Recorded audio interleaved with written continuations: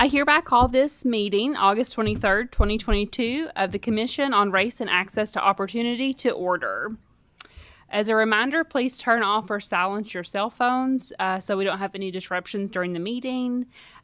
Just as for those new here, our lead staff for the commission is Mr. Brandon White to my left up here, and then we have a new committee assistant, Brett Gillespie.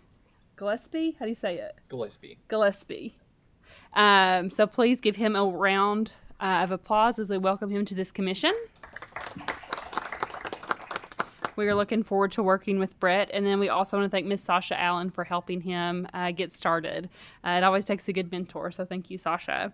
Brett, will you please call the roll? Senator Berg, Senator Neal, Senator Westerfield, here. Representative Brown, here. Representative Kulkarni, here. Representative Tymony, Representative Talmany. It's Timony. Oh, my apologies. This isn't that's not cool, Killian. I'm sorry, I apologize. Mr. Davis, Ms. Drake, Dr. Jones, Dr. Oleka, Here. Mr. Roberts, Here. Chairman Givens, Here. Chairwoman Hebron. Present. Moving forward, we do have a quorum. Just to recognize my co-chair, Senator Givens, do you have anything you'd like to say? Honored to be here and look forward to today's conversation. Okay, before we get started, do any members would like to welcome any guests or have any comments? I can't even pronounce it incorrectly. Representative Timony. Thank you, Chairwoman. I have a special guest with me today, and he's going to be absolutely mortified that I'm going to draw attention to him. He's that incredibly distinguished gentleman sitting in the back corner there with the Air Force t-shirt. That's my eldest son, Jordan. He is a freshman at Lafayette, and thank goodness he looks more like his mother than his father. Thank you. Welcome. Would any other members like to be recognized? Okay, so as we do each meeting, I just want to remind members the purpose of the commission. The purpose of the commission shall be to conduct studies and research on issues where disparities may exist across the sectors of educational equity, child welfare, health, economic opportunity, juvenile justice, criminal justice, and any other sectors that are deemed relevant in an effort to identify areas of improvement in providing services and opportunities for minority communities. So please keep that in mind today as we move forward with presentations. I do need a motion to accept minutes for the July 22nd. Okay, we've got a motion and a second. Okay. Okay, so as we begin our discussion on education, we ask representatives from the Family Scholar House. Oh, I need a voice vote, sorry. I get excited. All those in favor say aye. Aye. All those in favor, or all those that oppose say no or nay. Okay, it's passed. Okay, so as we begin our discussion on education, we have asked representatives from the Family Scholar House to provide a detailed overview of the services they offer and how they are empowering families and youth to succeed in education. Please go ahead and make your way to the table and introduce yourselves for the record. Just as you all are presenting, please make sure to hit the button on the microphone. It'll have a green dot so we can hear you. Thank you all so much. Thank you so much, Representative Hebron, and thank you, Senator Givens, for having us here today. My name is Kathy Dykstra, and I am the Chief Possibility Officer, President, and CEO of Family Scholar House. Family Scholar House is headquartered in Louisville, Kentucky, but we serve 34 states and focus heavily on our home state of Kentucky.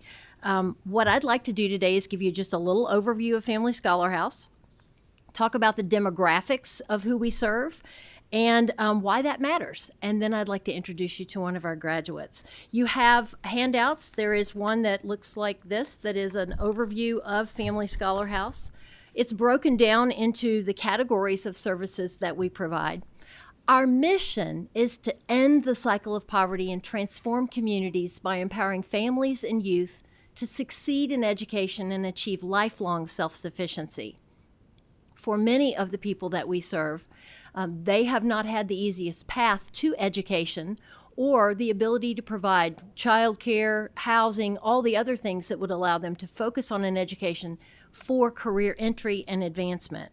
The most vulnerable families that we serve are the ones that are in our residential program. But in addition to that, which is comprehensive academic coaching, apprenticeship coaching, counseling, family advocacy, financial education, a two-generation approach. In addition to that, we also focus on serving folks pre-residentially and non-residentially in order to have earlier interaction that leads to earlier intervention. To do so, we have outreach services. We have a response center that works with all of the KCTCS system, as well as Kentucky State University, Bellarmine, Midway, several other colleges and universities. And we also have a web app called myky.info that is available across the Commonwealth to help people connect to free resources so that when they need one or two things, they're able to find them quickly and don't need to get as desperate as those that come to live with us are. On the back of that page, you will see demographics, and the print is tiny, so forgive me while I put on my reading glasses. I have broken it down into 4 sets. The top set gives you the demographics of the residents that we serve. You'll note that 85.7% are non-white, 95% female. Marital status, 96.4% are never single and never married. This is a total of 279 folks that live with us in the 5 residential campuses that we have in Louisville. For employment, 60.4% are employed, and 66.8% of those must have childcare in order to be employed. So childcare becomes a very critical piece in how they can get the education or apprenticeship, work-based learning that they need in order to have a career and advance in it. The next category is pre-residents, so you start to see what it looks like that we serve across the Commonwealth of Kentucky, and 56.8% of those that we serve across the Commonwealth of Kentucky in pre-residential and non-residential services specific for folks that are planning to live with us. It's a total of 993 adults. 56.8% of those are non-white. You start to see that fewer of them are employed. It's about half. And that child care is less of an issue because they don't have the education that they need for a career in order to then need child care in order to work. Marital status, you start to see more married, and gender, you see more male. That next category is Kentucky Outreach. This represents 32,864 households that we are currently serving across the Commonwealth. 38.7% of those are non-white. While 80% are low income, as we are reaching into more rural areas, you will see that more and more of the folks that we serve are white, but are also low income, undereducated, and underemployed. Gender, 81.7% of those that we're serving across Kentucky in our outreach are female. And the last category, because I could, these are the graduates from this past year. It's 85 adults that have graduated from Family Scholar House's residential program in the past year. And of that group, 83% are non-white, all 100% female. And when you look at the last little circle, one of my favorites on here, you'll notice 54% have graduated and exited our program to full-time work. 31% are continuing their education, most often in graduate studies, and 15% are doing both. This is a tribute to their determination, but also the opportunities that they found to address needs that they had, and then be able to enter careers and advance while continuing to get additional education. I think one of the best ways to understand the impact of the services that we provide and why it matters is to hear it from a graduate. So we're very blessed here today to have Danita Hunt, a graduate of Family Scholar House, who is joining us. And Danita, if you'll introduce yourself. Good afternoon. My name is Danita Hunt. I am currently the Judicial Support Specialist for recently appointed Circuit Court Judge Jessica Green. I've worked for her for the last 7 years of my life, and it is because of the partnership that at the time she was Metro Councilwoman and an attorney that the partnership she had with Family Scholar House, that I was able to attain an internship and work my way up to being her office manager, and now will be employed with her for the next 8 years of my life as her judicial support specialist. I came to Family Scholar House after relocating back to Louisville to be with my parents. I was trying to escape an unhealthy relationship, and I had an 8-year-old daughter at the time.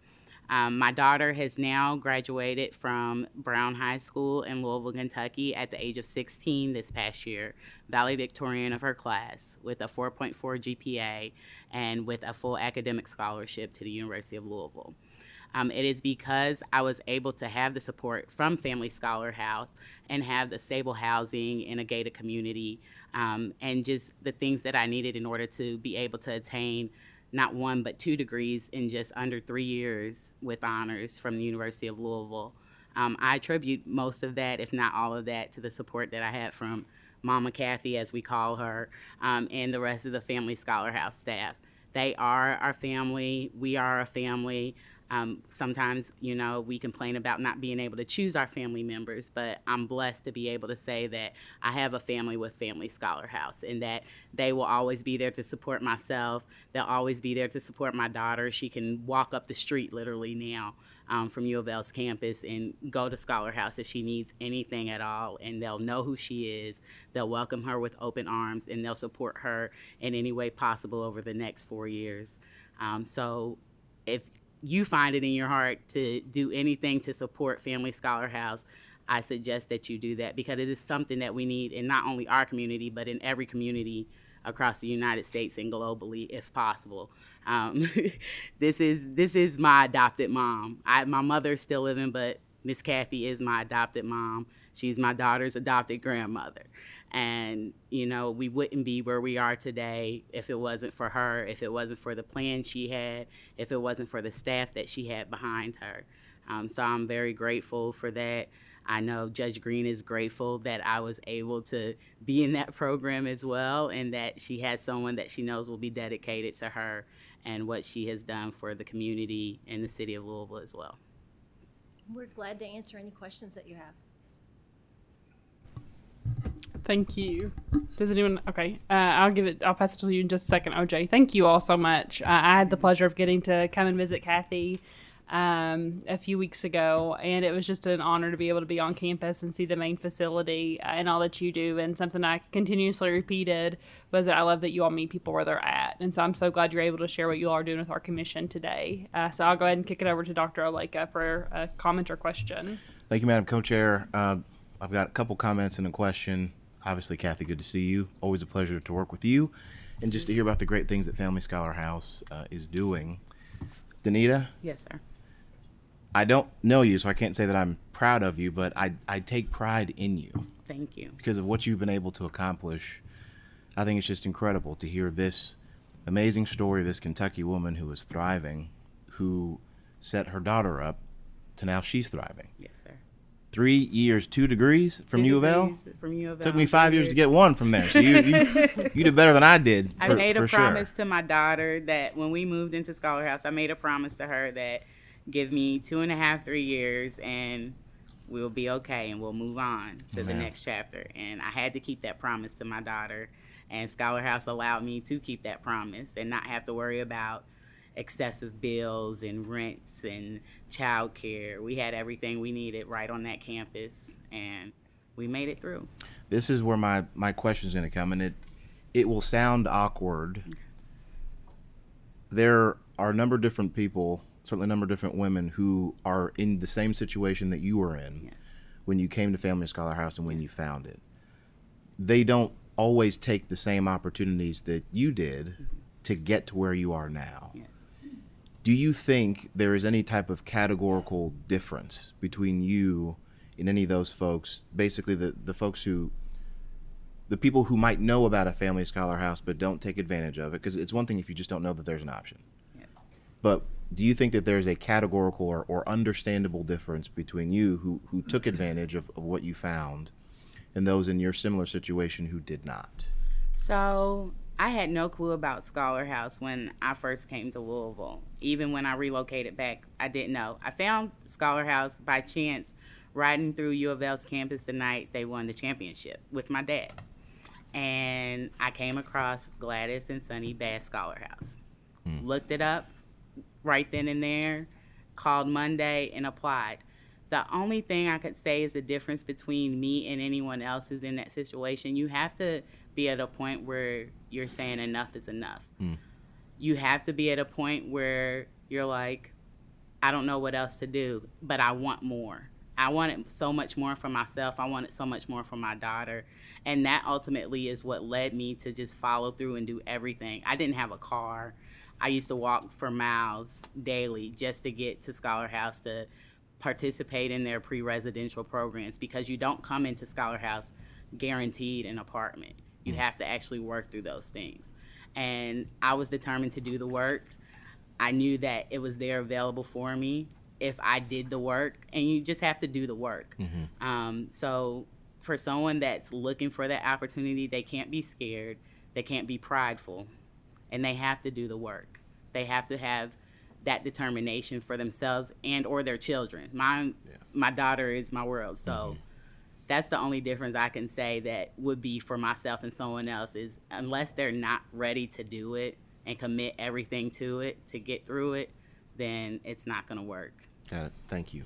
Your question reminds me of a young woman named Shamika. From when she applied to when she got in was 4 years. And she would tell you that she was not ready. Every time she got close, she would sort of self-sabotage a little bit to back off because she was not ready, because she did not want to fail. She wanted to be in a position to where when she came into the program, she knew she would succeed. And that's what she did. Miss Hannah Drake. Much for being here, and thank you for all of your hard work that you have obviously done. I was curious, looking at the demographic sheet, the success rate of the people that have gone through the residential program, and how do you measure that? So we look at a couple of different things. So the first thing we look at is, while they're in the program, are they completing their college or post-secondary coursework? We have a 91% completion rate on coursework while they're in the program. Of those who graduate while they're living with us, which we also track, that's 85.88%. I'd round up to 86, but that just feels disingenuous, so I'm going to call it 85.88. The other things we look at is whether or not they exit to stable employment or continue their education and graduate studies. So we won't want to just provide an education so that people can then continue to be un- or underemployed. We want to make sure that we're providing them with the career coaching and the counseling to where they'll be truly on their path to self-sufficiency. We track whether they come off of all government benefits, and we track whether they exit to stable housing or home ownership. So we've had 110 homes purchased by our graduates. The total now is just increased to 709 degrees earned by our graduates over time. In 2005, that was 2, so 707 of them are since 2005. But those are the things we're looking at. The other thing that we track, it's a little bit more difficult because so many of our participants have very young children under the age of 5. But we track the number of our children who've gone on to college. 72 of our children have been old enough to graduate from high school, go on to college, and we celebrate their successes as well. Do not count them in our graduation numbers, but celebrate their successes. Thank you. Representative Kulkarni. Thank you, Chairwoman. I'll keep it brief. Good to see you, Danita. Thank you so much for sharing your story. I am fortunate for folks on our committee to have Family Scholar House in my district, and I've had the occasion to visit and volunteer several times, and I know firsthand how important and how imperative it is to provide support and shelter, but also the structure that you have and the requirements and sort of the stringent adherence to the program that allows people like Danita to thrive, and really just highlights the importance that we're kind of going through on this committee of what are the tools people need to thrive, education being key, and access to opportunity. And I think, Kathy, your program is a very unique example of that. I did have a question. there are obviously Family Scholar House locations in Louisville. Are there other locations? So there's a Scholar House program that's funded through Kentucky Housing Corporation. Not all of the Scholar Houses are Family Scholar Houses. So the one in Covington, Lincoln Grant Scholar House, is a Family Scholar House. We're also in the development stages of building a Family Scholar House campus in Elizabethtown, as well as several outside of Kentucky. We partner with our sister programs that are Scholar House. The biggest difference is they have housing and childcare, but the programming is different. The intensity of our programming is because it's not a housing development with a program component, but a program with a housing component. So roughly 3% of the people that we serve in Louisville will live with us. It's a smaller proportion, but we're serving all of them. Thank you. Mr. Roberts? Good afternoon. Ms. Hunt, I just want to say it's amazing. It's truly inspiring to hear your story and what you and your daughter have done, and it's that speaks to what is possible still. But I did have a question. So there are male participants in the... There are. Okay. So what's going on with the male graduates then? I was just, 100%. So, I think it's great, but I just... So this was just the graduates for this year. So in this 2021, 2022 year, we had 85 graduates that were all female from the residential program. I have 2 single fathers out of 247 that are on the path to graduation but did not graduate this year. And then we have a special pilot project since 2018, a pre-parent program for young adults who've come out of foster care that do not have children but also do not have a family of support. And that's about 40% male. We just did not happen to have any of them graduate during this particular cycle. Thank you. Co-Chair Givens? Well, Chair Havern, thank you, and President Dykstra, great presentation, great conversation. Danita, thank you for being here. So share with me and us number of staff that you have and your funding sources. I'm glad to do that. Currently, I have 52 staff. About 26 of those, so about half, are full-time. The remainder are part-time. A lot of the part-time staff are in our response center. Kentucky State University is a good example of one of the schools that uses our response center for outbound calls to provide wraparound services for students to keep them on their path, so to keep them in school, catch them before they withdraw over an emergency. We provide that support and also take inbound calls. Those are social work majors, education majors. They're folks that choose to work part-time generally while they're getting their education. And we also employ graduates from our program. So some of the response center are graduates from our program while they're going on to get a graduate degree, social work generally, and we also have social workers on staff. For that 52 is currently serving 64,000 households across 34 states, with over half of those being in Kentucky. The majority of our services are in Kentucky. While we have households outside of Kentucky, the majority of our services are in Kentucky, which leads to funding. We get $1 million a year, largely because of the work we did with Representative Meade around our database. We're able to track, and you'll note that this is in the overview, over 150 fields of information for every household served, which doesn't just include basic demographics and government benefits and wages and education, but also includes health and trauma experienced and their self-sufficiency matrix. So we're able to track someone from when we first meet them through the entire process, seeing how they improve, what interventions did we provide that were meaningful, what are the cost of those interventions, and what is the return on investment to the Commonwealth for that work. The remainder of the funding that we get a little bit of money from SNAP, the ENT program, but the majority of the money that we have out of our budget this year is philanthropy. The one newest piece for our organization is we've been awarded a $2.8 million one-year public health Americorps grant. So this was the third largest grant of its kind in the nation, and awarded to us for services across the Commonwealth, putting 200 Americorps that are also pre-apprentices in senior living facilities across the Commonwealth to help stabilize the healthcare workforce.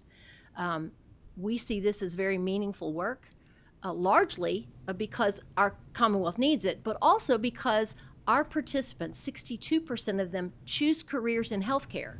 So this is a pathway into healthcare that can lead to apprenticeship opportunities where they will never have a student loan, never pay for a course, never buy a book or a stethoscope or scrubs or anything else, but have a career where they're getting paid while they're learning and then be able to give back in a meaningful way to the Commonwealth through their service in healthcare. Wonderful, wonderful. One follow-up, if I could. I won't gavel you down. Thank you. I ask permission. So note that we do have some data geeks among us Yes. that would probably love the chance to delve into the 150 fields of info Yes. on a granular level, designing his own queries to be able to put together the results that I have no doubt. I'm not calling anyone out by name. But he's in the Senate. He may be. Amazing. Just amazing work. Thank Thank you you. for what you do. But I want to scratch a little deeper on Okay. Dr. Oleka's question, and I'm going to start by looking at you, Danita, and then certainly I'd love for the two of you to respond. I'm going to scratch a little deeper on what he asked about, because you've expressed beautifully about the opportunity and the framework and the structure and the access. We can do all we can do to give opportunity to people, but until that intrinsic motivation kicks in, that they want it for themselves, and there's something that shaped you into who you are prior to you even arriving there, or prior to you even making the promise to your daughter that was so beautiful. There's something in you, or someone that shaped you, or some formative moment in your life where you were made to be the one that stepped up in this space. And I'd love to know what it is, because if we could bottle that and get it right, it would be huge for the world. You know, I was raised by a single mother myself. My mother had me her senior year in high school, and instead of taking a scholarship that she had, a full scholarship to college, she stayed and worked through college. I was the kid that went to class with my mother. We moved to Iowa. I went to class with my mother. We moved to Philadelphia. I still went to class with my mother. And I remember watching her work tirelessly to provide for myself and my younger sister. And then I have my grandmother, who I lost a few years ago. And she was a missionary. And I had a conversation with Miss Kathy on the way down here, and I said, you know, what you're doing is mission work. Her mother was a missionary, and she is now a missionary to so many in not only our community, but you heard her say in 30 plus states across the United States. What her job is to be a pillar for what we need as single parents, what we need as even just a community. In my lifetime, I've met a lot of people. I've traveled with my grandmother on her missions trips, and I've never met someone who cared so much about everyone else succeeding as I have with Miss Kathy. She wants to see us all succeed. I graduated from the program 7 years ago, and I'm here with her today. She knows she can call me anytime and say, I need you. And sometimes I don't always make it to my mom, but because of what Miss Kathy has poured into myself and my daughter, I always make sure I make it to her. And as much as I help my mom, I cook for my mom every Sunday. And as much as I help her, I know that what I'm doing is greater than me. And I've been blessed by Miss Kathy. I've been blessed by the Scholar House staff. I've been blessed by Judge Green. by having employment with her for the last 7 years of my life. And so it's my duty to go ahead and give back. I have to be a blessing to others because I'm continuously blessed.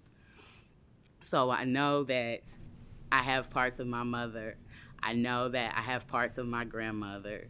I know that I have parts of Miss Kathy. I know I have parts of every person who poured into me at Family Scholar House.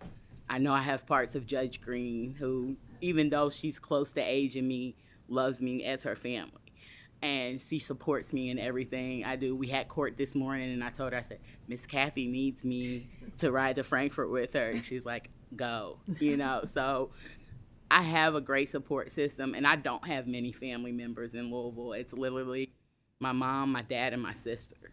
So to have Miss Kathy, to have Scholar House, to have Judge Green and her family, it means so much to me. And that's really, I'm sorry, but that's really the only way I can put it, is that I've had so many people pour into me that have blessed me.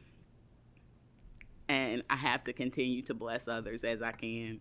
I hope I'm making my grandmother proud. I hope I'm making my mom proud. I hope I'm making Miss Kathy proud. You got that one. You know, and I hope I'm making Judge Green proud, because I'm a part of all of them. So every time I step out, I represent these wonderful women in my life that I've been blessed to have. So. That's beautiful. Let me see if I can That's- answer what I think you're that's asking beautiful. a little bit. I can't think of a woman I've had who came to me, or a single father, Channing in the first book, or Michael in the second book, that weren't there because of their children. Like, there was part of them that said, yes, I'd love to do this, but the reason I'm willing to commit to it is because I know my children deserve better, and I want them to have that opportunity. One of the challenges we have with the young adults that have come out of foster care that are in that pre-parent program is they're not grounded in that same way. So if they don't believe they have value, then they don't believe anybody else has value either, and it's more difficult to connect them to opportunities because they're not seeing the value in themselves. When I met Danita, Niara was on her heart, and she wanted the best for Niara. And I think over time she came to understand that she wanted the best for herself too, but it started with her child. Everybody doesn't feel that way day one. We have a deep waiting list for our housing, and that pre-residential program is designed to help them make the decision, is this something that they want to do? Because it's intensive. It's very intentional too. I mean, just little things, like every door is painted a different color. There's no repeat of color in any building on any floor, because all of my children have experienced homelessness or unstable housing. And we knew if every door was the same color, it would be difficult to know where you lived. So our kids identify the color of their door as part of their own identity. Niara they all lived in a blue door. Yep. And they remember years later the color of their door because it became part of who they are. I think creating that sense of belonging helps families acclimate to what we provide, but everybody isn't ready for that. But there is a long waiting list of people who are. And I just can't build it fast enough. I can sense that. I can sense that. Great. Thank you so much. And Thank you. the quote I wrote down is beautiful. I have no choice. I have to be a blessing to others because I've been so blessed. Amen. That's good stuff. Thank you. And it's the motto I live by daily. Thank you. Representative Timoney. Thank you, Chairwoman. Outstanding testimony today. It's really, really touching. I'm up here trying to keep it together. Inspirational stories like this are what make our country outstanding, and make programs like this definitely worth hearing about. One of the things that on my travels through this world, I believe that every human being has different degrees of grit. And I think the grit factor is something that is, I think your social psychologists talk about it a lot. And I think there's more there than I think that we need to tap into. The problem is grit tests are uncomfortable. Yeah. They're scary because they're tests, they're gut checks. And I think the way you worded it, that some people are ready for it. And I think that that's truly the secret is when people are ready to do the grit test. And Danita, for you in particular, your story is your grit. Your daughter is your grit. And that is outstanding. It's when people realize that's the true test, and I think that's when people really accept the potential for their future. As someone who doesn't like to stay in a discomfort emotional state, Danita, you referenced the year that they won the national championship. Was that U of L? Yep. Was that 1986? Because the 2013 was vacated. I just want clarification on that It was vacated. However, that was the exact night. I Thank would you. have only have been 4 in '86. My brother-in-law has a tattoo he still doesn't have removed yet from that year. So Get out of here. thank you, Where's Chairman. Rick at? KSP.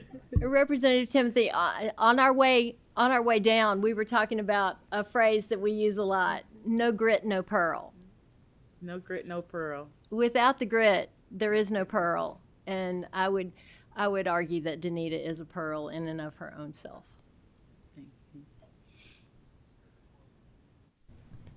I won't gavel you down, Senator Westerfield, if you'd like to speak. Speaking to data real quickly, we track 150 fields of information. As you can imagine, you cannot get 150 fields of information in that first phone call.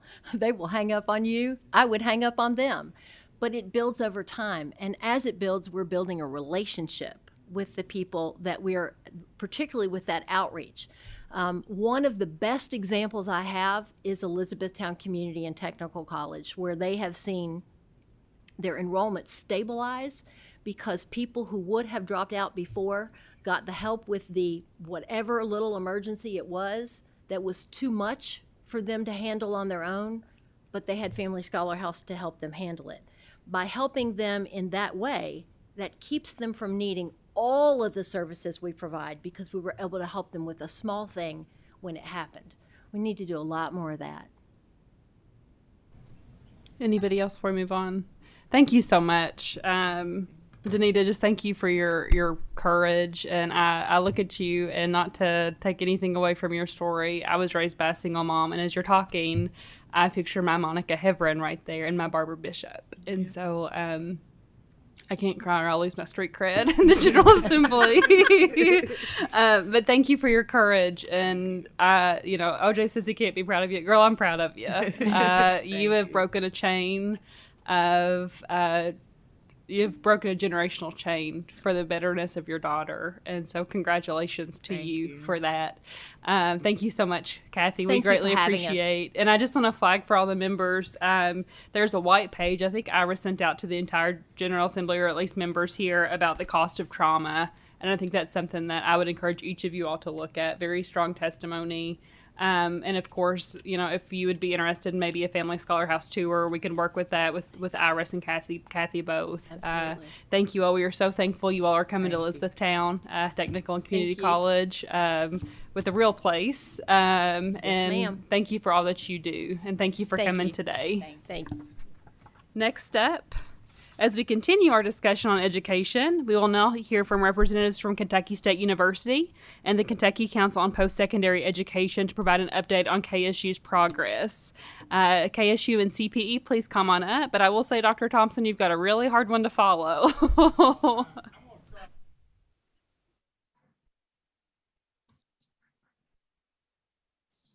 They are a key element to our success. I mean, and they're going to be a future element as we look at more adult learners. And by the way, adult learners should not be considered 25 or older. Many are 19 and 20 with 2 kids that need our assistance. So I appreciate Scholar House, and I know how successful they've been. Now, I'm a little bit disappointed because y'all don't know that my 30 plus years of research has been around the question that you ask. I have books y'all should buy, But actually, you're right, Representative Timothy. It really is about grit. The other thing is recognizing not necessarily where you want to go, but where you don't want to be.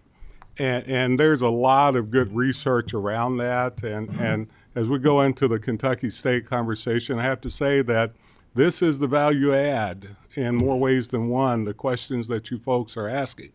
And I would be remiss, Co-Chair Givens, Chair Havern, if I didn't talk a little bit about the context by which this conversation in my mind should take place, and that is what we're doing in the state of Kentucky to help those that are more historically disenfranchised than maybe others are.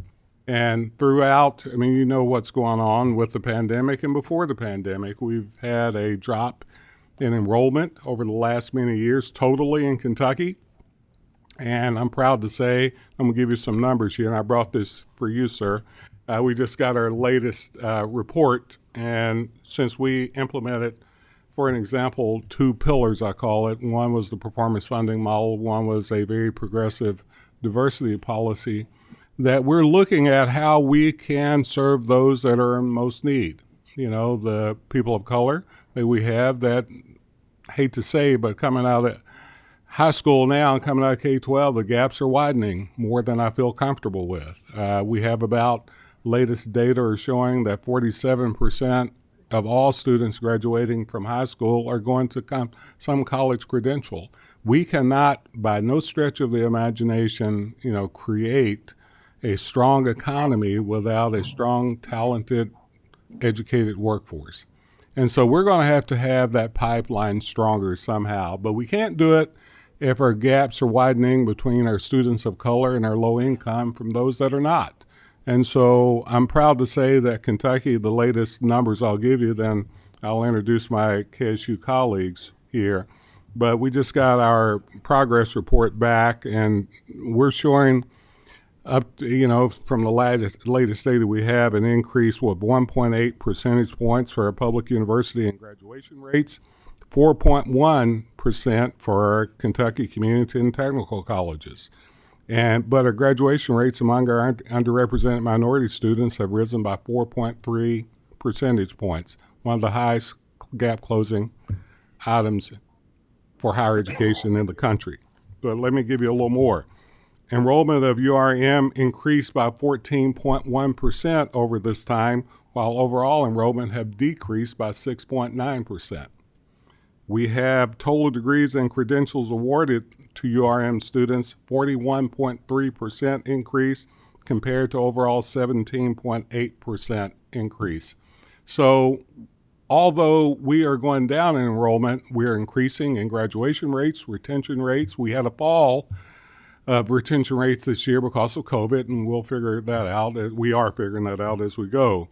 But because we focused heavily on what we need to do for the state of Kentucky and getting to this 60% of educational attainment of our citizens in the state by 2030, and that's heavily correlated. I can show you all the data for all you data geeks you want to. I'm happy to go over that with you. This number wasn't just picked out of the sky. It was correlated with this. So we're happy to say that we're doing our part in making sure that we do what this commission really asked us to do in many ways. You asked us before the commission was in place, but surely here. I just left a healthcare collaborative meeting where I was meeting with all the healthcare folks from across the state and all the higher education folks from across the state. And with a generous allotment of dollars this past year to focus on healthcare, we're doing some innovative things we've never seen in Kentucky before. And we're going to continue this. And part of that is to increase the pipeline of also our underrepresented minorities in getting into healthcare. Quick example for those of you living in Louisville, 95% of the EMTs in Louisville are white, as an example, serving 50% of non-white citizens. So there's a lot of reasons to think about equity in those terms, but the biggest reason I argue is how do we serve the needs of the state? And the argument we made before is that KSU is an essential part of this conversation in more ways than one. Now, we obviously are very thankful for the dollars you gave us to help KSU to not only get stable again, but the allotment of dollars you gave us to help create some innovative designs and programs to help KSU really to become a leader in the state, not just a wonderful HBCU, or not just a wonderful 1690s land grant school, but an institution that serves the state and the capacity of a great higher ed institution. So I did want to start the conversation out before I turn the meat over to President Johnson and his team just to say that we appreciate the conversation. We appreciate this conversation way beyond just KSU. And if there's anything that we can do in higher ed to assist, we're happy to do so.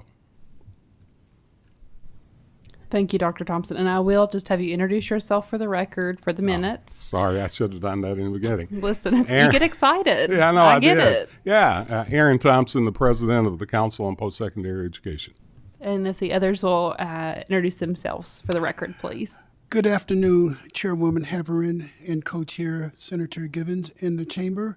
I am Darrell Burnett, Chief of Staff of Kentucky State University. I have by Zoom our interim president, Dr. Ronald Johnson, and over to my immediate right is Dr. Gerald Shields. He's the Chief Financial Officer at Kentucky State University. And I would like to thank you for allowing me and my team to testify. I'll just tell you a little bit about myself. This is my third week at Kentucky State University, and I'm having a wonderful time. I tell you, it's a great institution. I'm going to be very candid. I have worked already at 6 other HBCU, and I'm a product of an HBCU. I'm a graduate of Morehouse College in Atlanta, Georgia. And after serving 22 years in the United States Air Force and retiring as a lieutenant colonel, I just wanted to do something to go back and help out our HBCU since I was a finance officer while serving in the Air Force.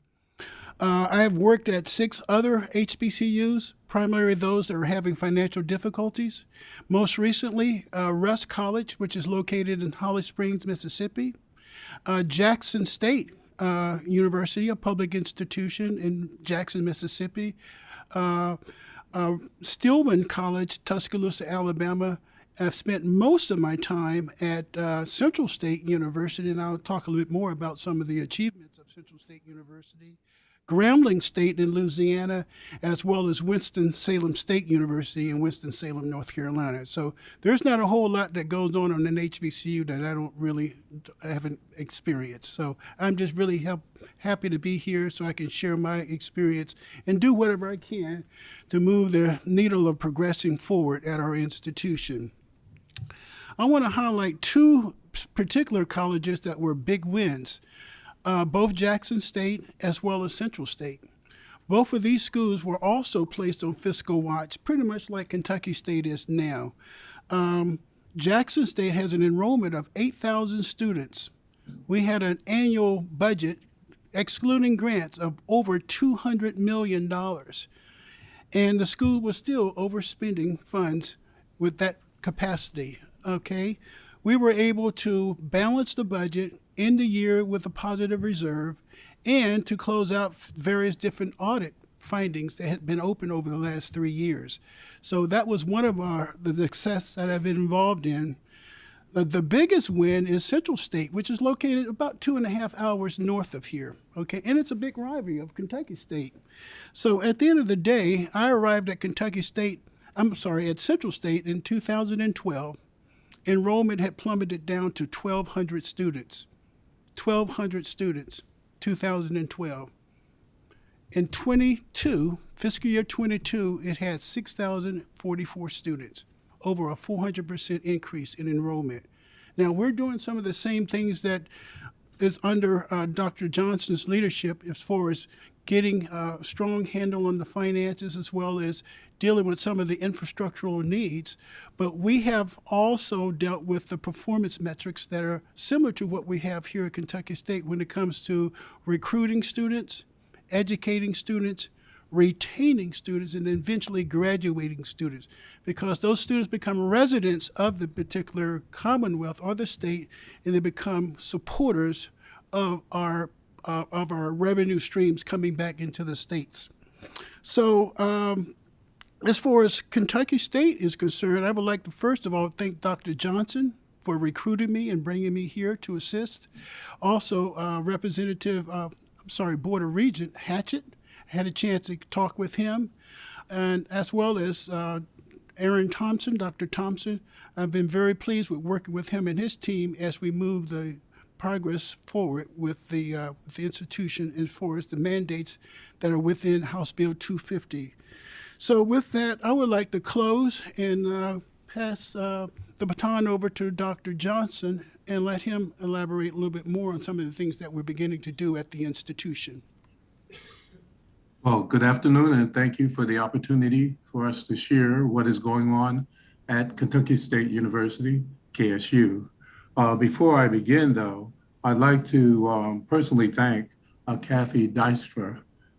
She and the Family Scholar House have been enormously helpful for us and to us in the start of the school year with her response center. When I landed in Kentucky, I asked about various ways in which we could actually leverage the assets that we have at the institution. And I was told by a friend, hey, why don't you contact the Family Scholar House? I had someone on staff do so, and they came in rough and ready and actually helped us get through the process of opening the campus very, very successfully. So I want to thank her. Before I begin, I'd also like to mention that, of course, I have before you two important colleagues. Clearly, you've heard from Dr. Burnett, who is there as Chief of Staff. And then, of course, we also have Dr. Shields, who joined the university in an interim capacity in January of this year. What I'm going to talk about is enabling an intended future for KSU. And if we can move to the next slide. I'd like to spend just a moment on this slide. There are a number of slides in the deck that have quotes, and I'm not going to go through all of them, but this is the one that I think is very, very important.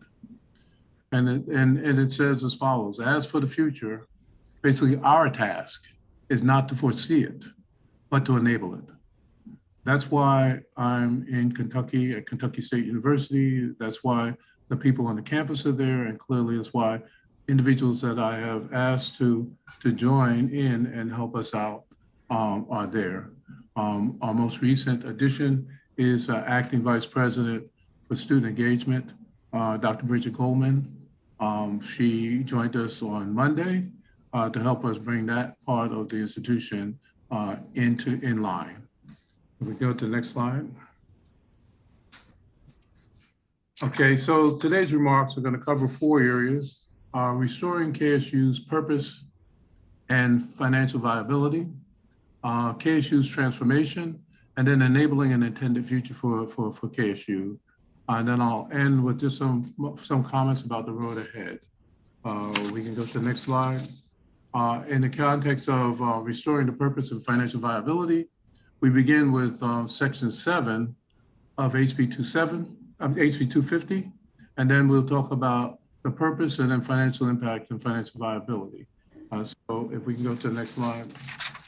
Actually, we can skip that one and go to the next one. Go back one, please.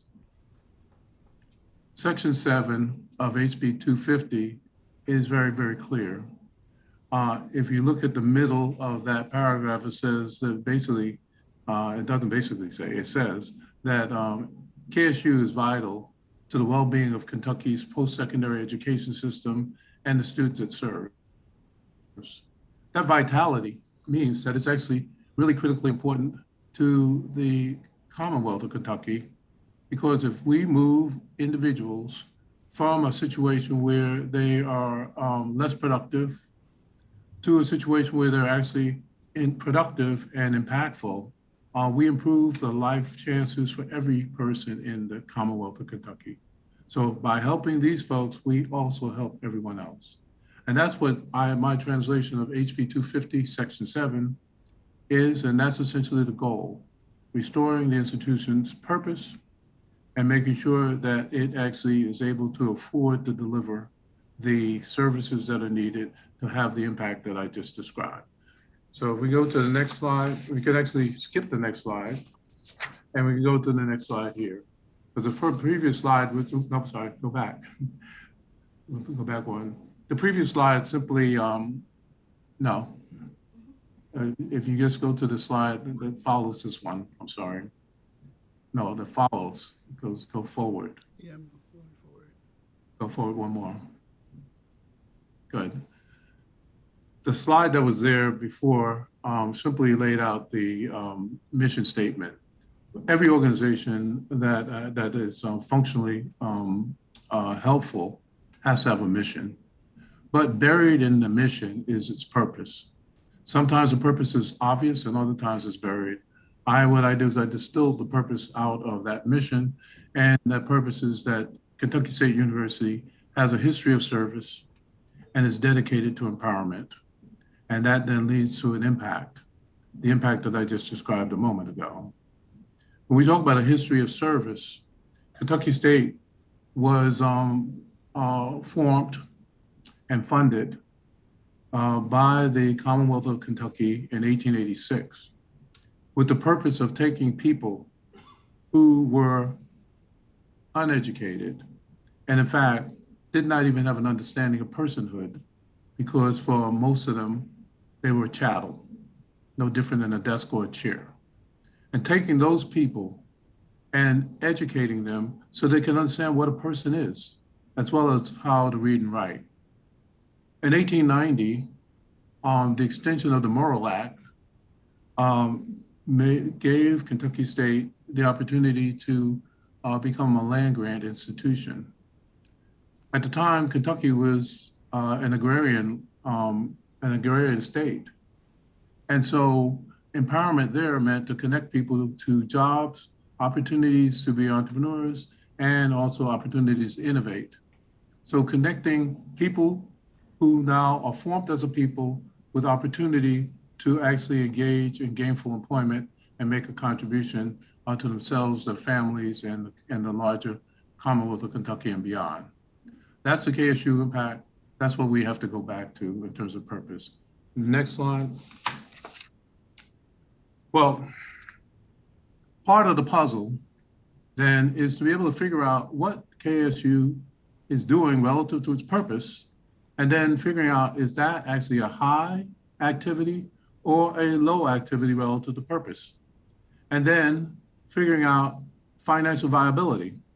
Is the activity or program, both academic and non-academic, well, are they low in terms of financial viability or high?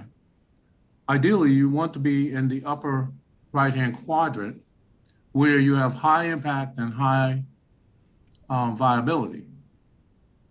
But many of the programs that you will need to have in an institution like Kentucky State, where it's an equity institution, bringing in people who actually are first generation or coming from communities that have been historically left behind. There are a lot of activities that you have to engage in, a lot of wraparound activities that you engage in that are high in impact, but don't bring in the dollars. So the upper left-hand quadrant is a quadrant that's really important. And in order for that to work, we have to have cost containment, of course, but partnerships, outsourcing, cross-subsidization that would actually come from the lower right-hand side. There are activities that the institution can engage in that generate dollars or generate essentially funding, but don't have high impact. We can actually engage in those activities that help cross-subsidize the activities that don't generate directly the financial viability. Together, the top two quadrants and then the bottom right-hand quadrant is where the game is played. Next slide. So now we want to talk a bit about transformation. HB 250, section 1, subsection 1, but actually section 1 in its entirety really speaks to this transformation question. And transformation involves transformation of leadership and then organizational transformation. I'll talk about the leadership in the context of organizational transformation, so I'll actually wind up skipping that slide. But if we go to the next slide and then skip and go to one more slide. In HB 250, section 1, subsection 1, it points out that the General Assembly, essentially both the governor and the legislative bodies in the Commonwealth of Kentucky recognize that there was a significant lack of efficiency and effectiveness in the instructional and operational performance of the KSU. And as a consequence, there was a decision that an appropriate corrective set of actions should be taken. And so if we skip the next slide, Go to the next slide up there, right there. Okay, and so transformation, organizational transformation. I draw your attention to the green boxes in the middle so we can sort this out. We have inputs, then we have activities and strategies. Those are programs, academic and non-academic programs. Those programs produce outputs, and that box there that has activities and outputs is what is controlled by Kentucky State University. Those activities and outputs are then used to influence people and organizations in order to get Kentucky State University's impact. Now, if we go to the top of, don't change the slides, but if we go back to the first column where it says inputs and just go to the top of that, what we're talking about when we talk about here is transformation to improve leadership and organization and to increase resources of partnership. Down below, you can see that the key inputs are leadership, organizational structure, resources, and partnerships. Those are the inputs that get everything fired up, and we have to actually look and develop an understanding of and also transform all of those so that we can actually have a more effective institution. And we now come back to the next box at the top. When we talk about transformation here, we're transforming KSU to improve what it does in order to provide the catalyst for influencing the people and organizations that must be affected.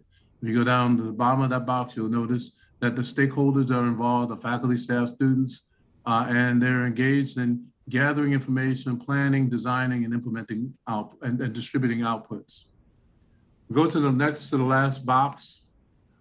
We have that we're going to have to work on transforming how effective we are in influencing.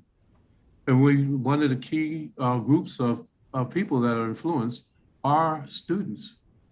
We have to influence them in terms of their knowledge, their attitudes, and their behavior with respect to education so that they can actually then come out as an impact, a person with a degree, and ultimately employed. So we can actually skip the next slide and skip that slide. Okay, go one more slide.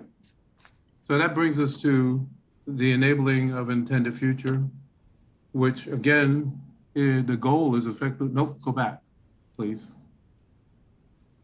The goal is to essentially achieve what's listed in Section 7 of HB 250. I see it as 3 phases. The first phase involves stabilization. There is no equilibrium. You can just forget that. We have to actually get to stabilization. And the 3 elements of stabilization, as I and my colleagues see it, is that HB 250 Section 1, all of those requirements, which also includes financial contingency, must be met. And those are also tools to allow us to get to stabilization. We have to improve the credibility of what we do. If we do those 2 things, then we will actually be able to build stakeholder confidence in KSU's ability to create and deliver promised outcomes. Once we get to stabilization, then we move to phase 2.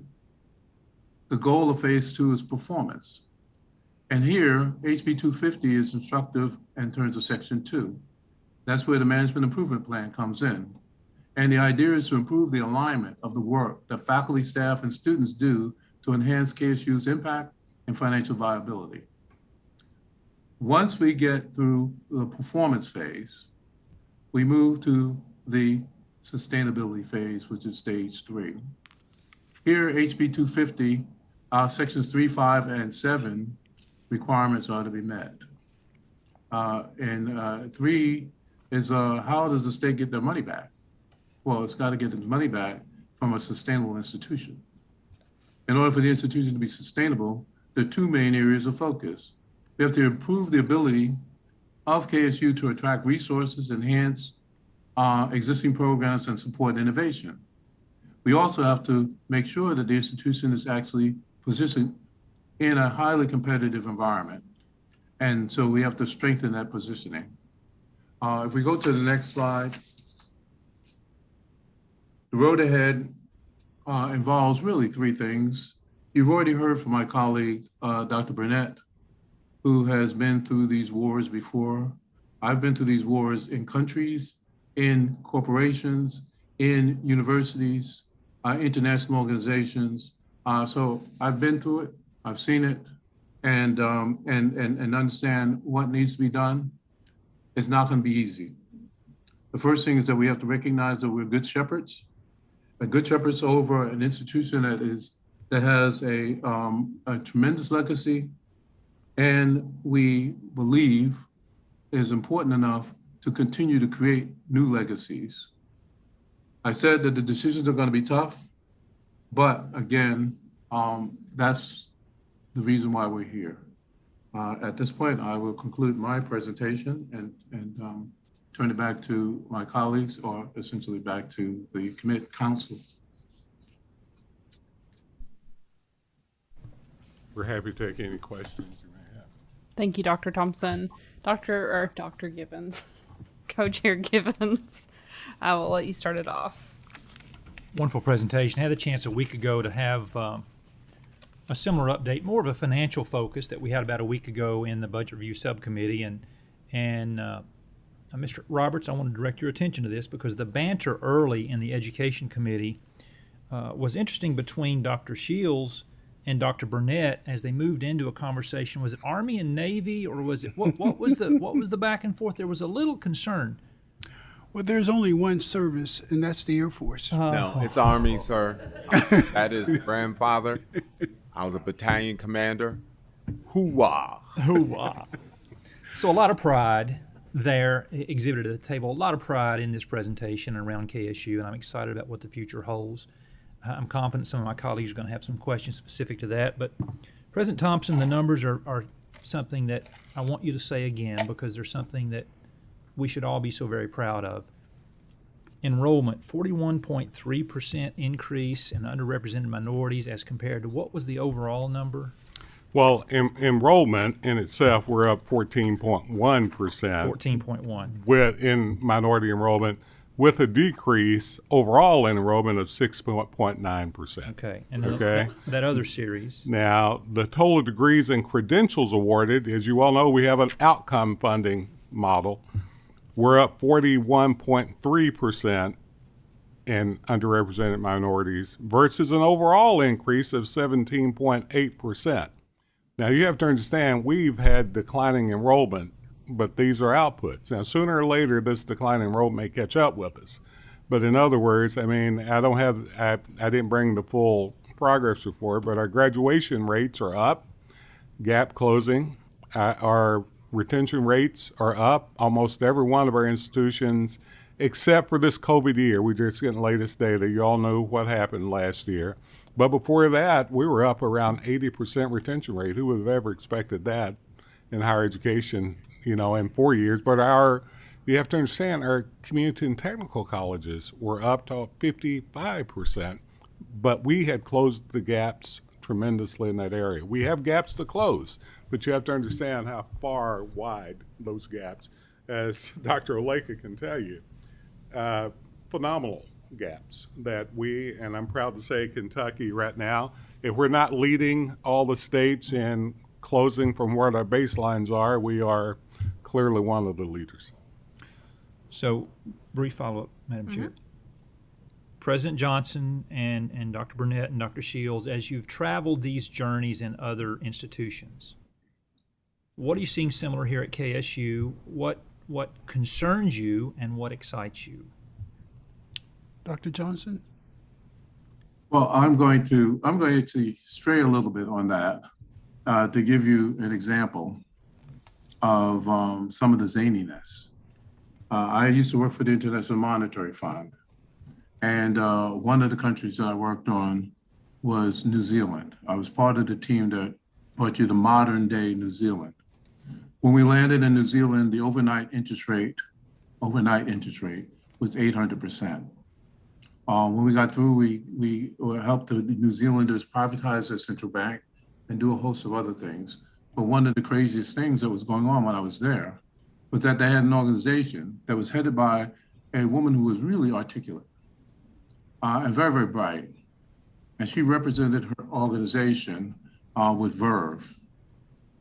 Corporations were trying to get her to join their organization to be a corporate spokesperson.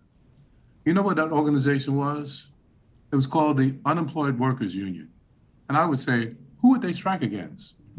Okay, so I've been in some really crazy places. Argentina in 1984 after the military collapse and just before hyperinflation began. And so this is not it's not gonna be a cakewalk. And I use those examples to give you an idea of what has to happen. You actually have to have a view of the pathway, and that's what I presented to you today. Clark Atlanta University, when I got there, was nowhere near in the state that this institution is in. But nonetheless, it had a lot of problems, and at some point it would wind up in this state. But when I got through working with our team, we were able to increase our enrollment by 600 students, improve the first year student retention. Most of the students there are first time in college, moved that from 68% to 74%. We even got the 6-year graduation rate to move from 38% to 44%. And we were able to increase our revenues, where our revenues were slightly above our expenses, to where we had revenues that exceeded our expenses by $24 million on a $100 million budget. And we were able to begin the process of, because it's a private institution, tackling deferred maintenance.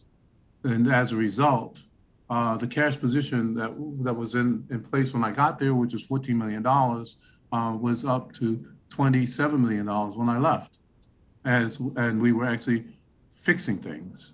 So it can happen, it can be done, and I've done it or seen it or been part of a team globally, as well as in the context of higher education institutions. And I would like, again, Dr. Burnett has shared some of his experiences, and in his case, in Ohio, for instance, every month he had to go and report. He can talk about that. Mm-hmm. Yes, I think the most alarming metric that I've seen is retention. Just last Thursday, we penned over 500 incoming freshmen as thoroughbreds. Over 500 students. And when you look at over the last 2 years, that incoming freshman has been around 500 students. However, when you move from their freshman year to your sophomore year, the FTEs drop down to roughly around 250 or lower. So we got to find, or we're losing about 60% of our students, basically is what I'm trying to say. We got to find a way of how we can keep our students there until graduation.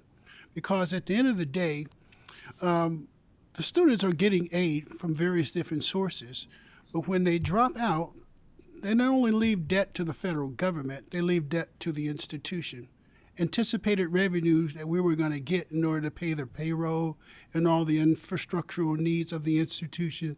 So we have to find a way to attract our students, educate our students, and keep them there until they graduate. And then that way we'll be able to bring stability to our finances. And with that, I'll pass the mic over to Dr. Shields. He may have other things to share with the group. Yes, I found the biggest challenge for a lot of HBCUs is accountability and accuracy.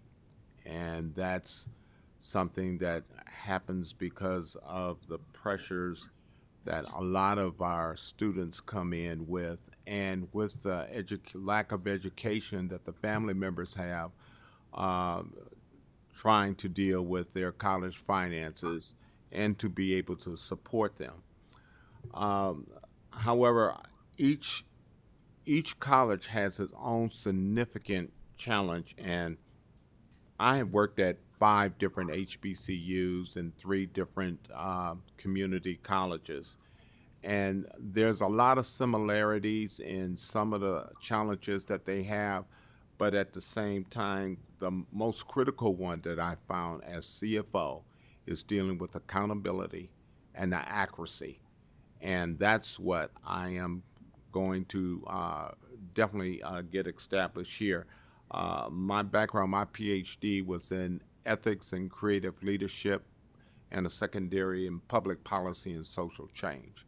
So I'm looking forward to the challenge, and I'm sure we'll get this ship right sooner than later.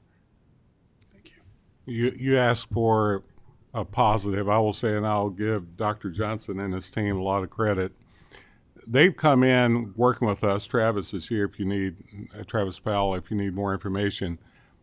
But we've had good conversations, no backing off of what we needed to have. And hitting it hard.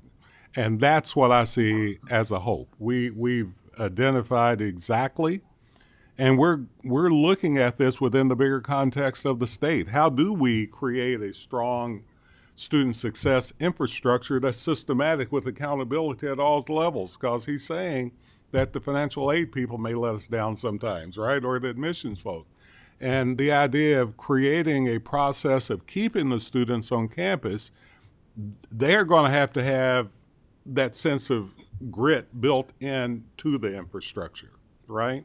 As well as they have to have the necessary, what I call human infrastructure in place to assist them in that process. So the hope that I have, Senator Givens, and you and I have had a lot of conversations around this, is that we have found a team that are truly willing to work with us to surely celebrate the richness of what KSU has brought to the table over the last 137 years, but with the idea that the road ahead is creating a process where that's going to be even stronger than the last 137 years. So I do want to appreciate the camaraderie that we've been able to develop in a fairly quick way. Thank you. Next on the list is Dr. O.J. Oleko. Thank you, Madam Co-Chair, and thank you all for your presentation. I have tremendous love for Kentucky State University. My father was a dean there for 20 years. My sister was a graduate from KSU. I was there today, as a matter of fact. It's a big welcome back event today on campus. I was there visiting with my fraternity brothers. I got to set up a booth with my church. I have a deep support and investment for Kentucky State University. I've got 3 questions, if I may, Madam Chair. Depends if they're good. I'll ask the first one, then she'll decide if I get to carry on. But that focus on that particular vein in terms of investment and support for KSU long term. The first question goes to this organizational transformation slide. I won't make you all put it back up, but it's this one here that talks about inputs, activities and strategies and outputs and so on. It says that the sphere of control is focused on activities and strategies and outputs. For inputs, though, there isn't anything listed in terms of who's responsible for that. So that's my first question. Key inputs are leadership, organizational structure, resources, partnerships. Who in your mind, and this is for anybody, controls that if it's not within the sphere of control for Kentucky State University? Dr. Johnson? I can answer for that. There are a host of components to that question. Certainly we have at Kentucky State University, we have our Board of Regents. Okay, it's not listed here, but they're part of the leadership. But in addition, there are adjuncts in support of Kentucky State University. That's CPE, that's under partnerships. And resources come from 2 principal sources, or really 3 sources. One source, of course, is the Commonwealth of Kentucky. Another source are local dollars, and the third source are federal dollars. Now, we hopefully will be building alternative sources of funding, but those are the 3 principal sources of funding. And then the organizational structure that has been inherited may not be, and I really would say is not, the organizational structure that's going to get us where we need to go. Now, what's missing in all of this is that when I talk about the transformation in this context, this slide gets repeated over and over and over again. Slide is in this context is when we talk about stabilization, we're talking about the slide under a world where we are moving to implement HB 250 Section 1. The slide changes again when we get to HB 250, Section 2, because then we'll actually have management improvement plan that's in place. And then the slide changes again. And the slide that changes again, that's really where the party starts. That's when we get to sustainability. And that's where the entire business model of that institution is now evaluated and either totally fixed or replaced. Ma'am, follow up, Madam Chair. First question seemed okay. I'm going to wrap then my next two into one. Regarding this phased plan that you've mentioned, the three different phases that this organizational transformation drives, what is the timeline for that? How long does that take? And how does the presidential search fit into that timeline? Because this is kind of the hard part of this. If the idea is that Kentucky State University as an entity doesn't control its own inputs, and the activity in terms of the sphere of control is activities and strategies and outputs, and then you have a sphere of influence, what has to be necessary is that whomever comes in a permanent capacity, whatever that team is, has to have the capability to carry forward depending on how long this phase goes, or these phases go. So that, I'll repeat that question. What is the timeline for these three phases, and how does a presidential search fit into that timeline? Let me take the back part of this, and I'll let President Johnson take the first two parts. The back part of it is that this is surely an elephant. We have to bite one bite at a time. You have to situate your house and sometimes move some furniture to the side to sweep it before you put that furniture or new furniture back in place, right? I'll let him tell you what time frame he has. That's because he's the day-to-day operational stuff. I don't think we will get to a permanent president when we feel like we can hand that over to her or him in a manner, in my opinion, I'll work with the board, we'll work with the board constantly, in a manner that truly creates the dynamism that we need to carry forward. This was not, HB 250 covers 3 years, no doubt, but, you know, and believe me, we are way on target. Travis can tell you we're on target, but the process of understanding from my viewpoint certain pieces of this timeline is going to be a lot of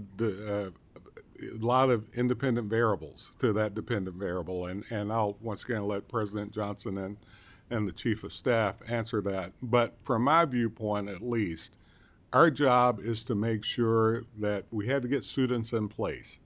That wasn't necessarily in HB 250, but they were coming to campus, right? So we had to get the dorms ready. We had to get all those. So all of these things are aligned with these, I hate to be a methodologist, but with these intervening variables.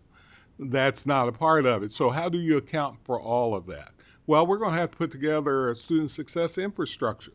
For an example, how do we use our Title III and some of the monies that the legislature gave us to create a place to make sure these 500 students end up having an 80% retention rate, or we went down 2.5 points, a 77.7% retention rate like the rest of the campuses, right? So I'm not trying to put off that question. What I am saying is that it is important in our minds to really do one thing. If you try to do the road ahead before you do the other, some things are in parallel, no doubt. I think we are setting ourselves up on a paper mountain that we probably have done a little bit before, that at least from my viewpoint as head of higher ed, that I'm not willing to do this time. Sorry, President Johnson, I didn't mean to step on you. No. I appreciate that, because I think it's very important. Billy Joel has a song, "We Didn't Start the Fire." Okay, so we didn't start the fire, we came to put it out. But then we also came to do something else, and that's to lay a roadmap to the future. And so because we didn't start the fire, I got here, I was asked to come here on June 28th, and I physically came to town on July 5th. Dr. Burnett arrived on August 1st. And so what I would say is you got to give me a few months, because what we have to do is to collect the information while at the same time running an institution and dealing with a lot of issues that have been there for at least a generation. Once we collect that information, we evaluate that information, then we can develop the fine detail that will actually give you a sense of what the timeline is. For sure, if this were a different setting, without some of the constraints that exist on that institution, I could say, well, maybe 6 months to 6 to 9 months, we could actually be past the stabilization point. But that's kind of hard to do because there's so many areas on the campus that need to be fixed. And so the team is being built to make that happen. And so I would just simply say that what Dr. Burnett pointed out in terms of his experiences in Ohio and in Mississippi at the two public institutions, he didn't also mention at Grambling in Louisiana, that to get to fully through phase 2 is really at minimum a 2 to 3 year process. Stabilization is what we have to do. Mm-hmm. Stabilization important at this point because the institution sits on this thin line between Chapter 11 and Chapter 7. Chapter 11 is essentially reorganization. Chapter 7 is dissolution. And so in order for us to get to the point where we actually are performing, we have to actually get the stabilization. If a person is in a car accident, they are brought into the OR, and first they have to be stabilized before they do an operation. And that's what we're doing. And stabilization sometimes can take 5 minutes, and it could take a lot longer. And so I can just answer your question that way, that those are the things that we're doing. I laid out what I believe is a reasonable phased approach based on experience and based on my now sense of what's going on at Kentucky State University. And but we have come before this committee, and we come to before other committees. And I believe in transparency. We will share what goes on. And certainly in our partnership with CPE, we have shared what goes on and how we plan to do things. And I will real quickly like to echo what Dr. Johnson just said. Central State, the new president started July. I started in August in 2012. 2015, the state of Ohio released the school off of fiscal watch. 2016, it was awarded the top HBCU in the nation. That's 106 institutions across the country. In 2017, the female president was named the top leader of all HBCUs in the country. So as you've heard, around 3 to 4 years is the timeline that it would take not only to stabilize, but also begin to build those infrastructures that will make sure that we're meeting the mission of the institution. Thank you. I do want to, we've got about 6 more minutes of questions with CPE and KSU, and then we need to move on to JCPS with Dr. Polio. So I will hand it over to Ms. Drake. Thank you so much. I would like to say first, Dr. Olenka took my question, but I do have another question. But first, I do want to say that I know you guys had mentioned the military earlier.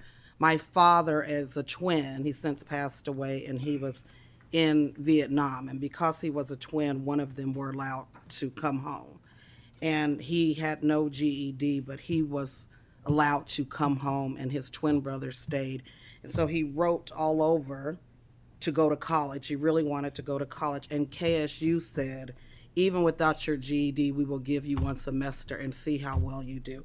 Well, he went on to graduate from Kentucky State University. So thank you, because I went on to graduate as well, not from KSU, but from the University of Colorado. But my father was one of the first people that I ever saw have a college degree, which is still, although he's passed away, on his wall. And he was so proud to graduate. So thank you for giving him that opportunity. I did want to just quickly ask about the retention rate, which seemed like it went down to half for the students, and what is in place to kind of keep the students at the university. I am a strong believer in HBCUs, and I know that in order for HBCUs to succeed, the state must see the value in historically Black institutions and this sense of belonging that Black people typically have to be around people that look like them. So I see the value in KSU, and just wanted to know about the retention rate. Absolutely. I'm going to, Dr. Johnson, you want to address that, or you want me to? Yeah, well, one of the things that's important to understand is that admission standards, every institution has admission standards, even if they're open admission. But there's a difference between admissions and admittance. And that's something that's really important. At Clark Atlanta University, the average high school GPA coming into the school when I got there was 3.998. And, but we moved it up to 3.27. Of course, we actually had admission standards. It was not open enrollment, 3.37.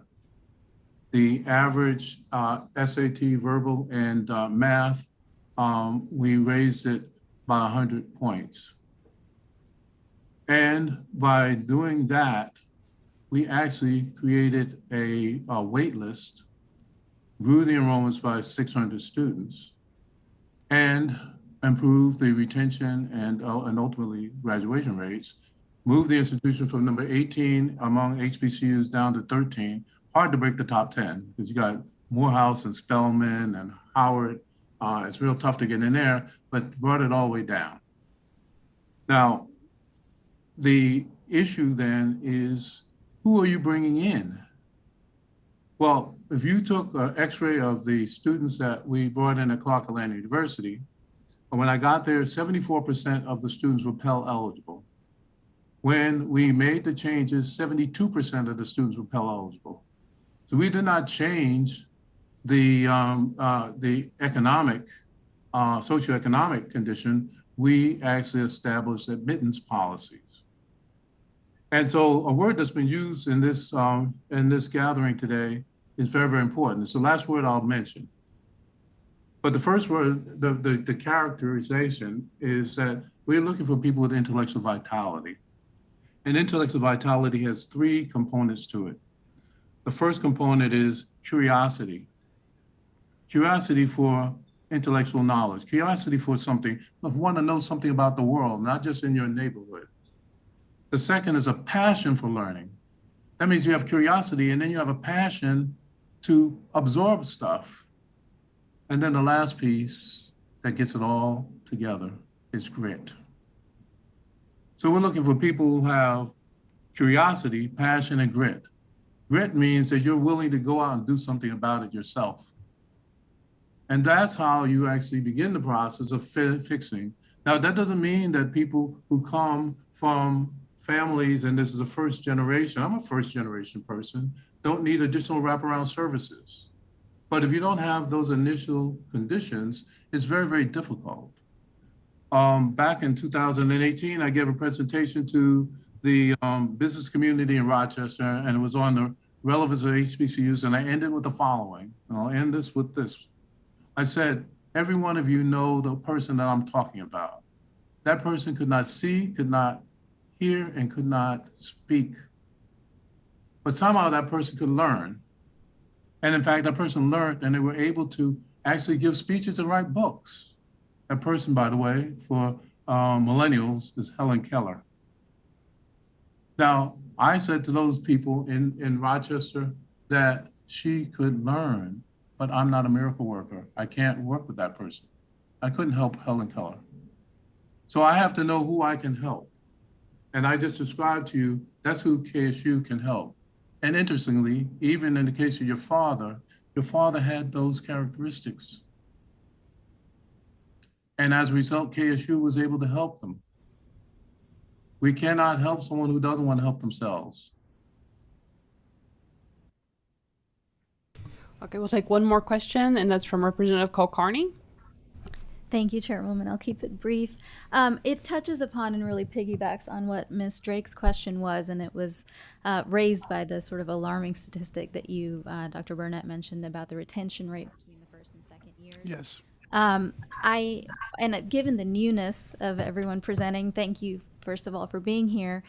You may not have these answers, but if you could, at any later point, provide them to the committee or to me. I'm curious to know if there is a percentage breakdown or any way we can find out the reasons for people not being able to make it through to the second year, whether it's financial. I know you mentioned there was a lot of different types of aid. Is it financial to some degree? Is it, Dr. Johnson mentioned, and hearkening back to Ms. Drake's father, first generation, it's tough going to college, right? These are young folks that maybe for the first time in their lives are on their own, maybe in a new place, have, kind of control over their time and their destiny within the parameters of college. In terms of support, some of them may have support, family, friends. Some of them may not have any. And so the first question was, what is the reason? Like, can we get some data on why people get there, the 500 that get there, but then cannot make it through their second year? And then what kinds of mentorships or externship programs do you all have for those folks that don't have that family or friend structure for support that you all can provide, and also connecting them, in their chosen fields of study with potential employers to kind of keep them grounded on that level? Well, let me answer a part of that. Part of the data you can't find because people leave and don't tell you why. Now, some you can find out, but let me give you a general element. I was the interim president at KSU in 16 and 17, and I did exactly what you asked.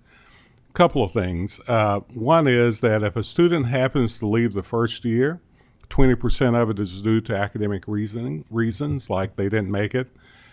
Much of it is due to a social, emotional, and cultural misfit. We told them we could do one thing and then couldn't provide it for them, okay? So that's when you see the biggest drop-off. If people normally don't make it in the sophomore and junior year, they no longer see the value of college, or number two, they have financial difficulties, right? If they leave in the senior year, once again, they normally, huge amount, don't see the need for it. That's why we have to have more internships, externships, co-ops, apprenticeships, all those other elements. The item that we know for sure, and I'll give you a quick example of what happened when I took over higher ed. First thing I did was get rid of all developmental ed courses. And people wrote up bad things about me because we were promising something we couldn't deliver on. We were putting them in these non-credit bearing courses, and guess who ended up in those non-credit bearing courses a lot? Low-income people, first-generation people, people of color just like me, and we were having about a 35% success rate. And so we told the colleges, universities, you can accept those kids, but you have to give them tutoring, mentoring, study tables. You have to give them an opportunity to have skin in the game, to have grit. And so we jumped from that to about a 75% success rate of those same people that were not only successful in that course they were taking, that they were 30% successful in. By the way, they got grades and credits for those courses, but the next courses above, and then those kids outdid those that didn't have the developmental need before. So bottom line, it is about admittance, true enough, but it is also about providing the kids. There's two things we know in student success research. One is that for a kid to have grit and opportunity to succeed, they need to be able to self-actualize and identify what they don't have to be successful. And number two, how to go about finding what they need to be successful. So it's not giving them a fish, it's teaching them how to fish. And we see the more that happens. So KSU, in my opinion, and I work with this administration, is to set up that infrastructure, both learning in the classroom and out of the classroom process that would allow them to have that. And let me tell you, the mental health needs are increasing more every day. 59% of the kids that are coming out of K-12 now that's been diagnosed with a mental health issue are getting no assistance. So, I mean, we've got a lot of inputs that are happening. And by the way, if you tend to fail out academically, it's not normally because, I mean, it could be that you're not prepared, but normally there's some other items that are influencing that. They decide not to go back to class again or whatever. So to me, this has to be a statewide partnership in the way that we are conceptualizing. We have a statewide student success collaborative that will be working with KSU to make sure that those infrastructures, human and otherwise, are in place to make that happen. Yes. Thank you. Dr. Thompson just stole my thunder. That's exactly. The infrastructure is there. We have to make sure that it's effective. This cohort of 517 new incoming freshmen gives us the opportunity to understand what those challenges are that he's mentioned, and then we can be able to put those resources in place to ensure that they're successful as they migrate or gravitate towards graduation. I would just add one last piece to that, and that is that it's important to note that not all of the people that leave the university leave in bad shape. The conditions of the university itself, the physical plant, also plays a role. Absolutely. If I go to high school and my high school laboratory is in better shape than the laboratory at the university, then I'm going to look to transfer out. So it's a double-edged sword. That's why it's hard to give you a precise, day that we're going to be able to deliver. We have to actually get these pieces all put together, aligned, so that we can actually then say that we actually have in place what's needed. And so I just would say to you that it is important that we look at this from the standpoint of acquiring students and then the lifetime value of those students. And the lifetime value of those students for Kentucky State University is bringing someone in and getting them placed in an opportunity. Clearly, if we are able to do that, then down the road, you can extend the lifetime value where that person then winds up coming back and giving back to the institution from a charitable perspective. But the first thing is we gotta get the first pass fixed. I know that we've extended our time, and so I appreciate again the opportunity today. Thank you all. Thank you all very much for being here today. We greatly appreciate it and the conversation among our commission members. Our next discussion on education will conclude with a question and answer session with the JCPS student assignment plan. Dr. Polio, if you can go ahead and make your way up here and introduce yourself for the record. I do want to remind commission members that a link to Dr. Polio's presentation to the Interim Joint Committee on Education was emailed to members last week, so Dr. Polio will not be presenting anything. We'll go straight into question and answer. So once you introduce yourself, I'm going to turn it over to Co-Chair Givens, and he's going to kick us off. Sure. Marty Polio, Superintendent, Jefferson County Public Schools. If I could just level set for 30 seconds, just to make sure we know the why on student assignment. I became the superintendent of JCPS on April 1st, 2018. I've been in JCPS now. This is my 26th year in JCPS. So I have a deep understanding of JCPS. I'm a fierce advocate for the district, no doubt, but I'm also very open and transparent about the challenges that the district has faced, one of those being the achievement gap. In 2019, though, 1 year in, we decided that we had to make a change to the foundation of JCPS, which hadn't changed in nearly 4 decades. Most of the things that happened in the district were happening the same as 40 years before. That's not good for any organization, and it's clearly not good for a school district who has significant outcomes that need to be improved and achievement gaps that exist. We started what we called our future state in 2019, which is 6 major areas to change in order to change outcomes for JCPS and significantly eliminate the achievement gap. We began that work. Unfortunately, the following spring, we went into COVID, which has been the better part of 2 or 3 years, but very proud of the steps we are taking, including student assignment, which I believe the student assignment plan in Jefferson County Public Schools was the most racially inequitable system, quite possibly in any school district in America. And so it was incumbent on us to make that change. We've made that change. It will begin next fall. I'm excited to answer your questions. I think it is one of the most important and substantial changes that have made it in our district in the past 50 years. Look forward to the changes that will be brought. That is one piece of the future state. We have 5 other parts as well, legs, so to speak, that we're changing in JCPS. So happy to answer any questions. Thank you, Dr. Paul. I was actually, I appreciate you wearing a mask and practicing what you preach. There's so many times where leaders will say one thing and do something else. And so as a genuine comment, thank you for practicing what you preach to JCPS. Thank you. Twitter would likely break if I didn't. So we can't have that happen. So you're basically ready for the KYGA. That's right. Chairman Givens. Dr. Polio, thank you for being here. Thanks for the conversation. I've given you a Thanks, copy as Senator. well. It's Yep. been passed out to members. And you can sense from the tone and the tenor of our conversation in the committee today, we delve into things at a deeper level than a lot of the committees will. This is more of a commission than a committee. We have latitude to go places and linger longer than sometimes others do. And you can sense from being in the room and listening to the conversation, we have some exciting topics we're working through and on. And this focus on education brings you to the table today to talk about specifically the student assignment plan. The copies of information passed out, though, not all of us speak this lingo every day. So let's start with proficient and distinguished and share with the panel here the meaning of how we quantify quality in schools from novice, apprentice, proficient, distinguished, and then that proficient, distinguished, so we can have some common lingo as we talk forward. Sure. And I'll start by saying, first of all, across America, the correlation between academic success on our state assessments, not just in Jefferson County, not just in this Commonwealth of Kentucky, but all over America, correlates very closely with free and reduced lunch. There is no doubt about that, and really significant poverty. So free and reduced lunch is probably not a great measure.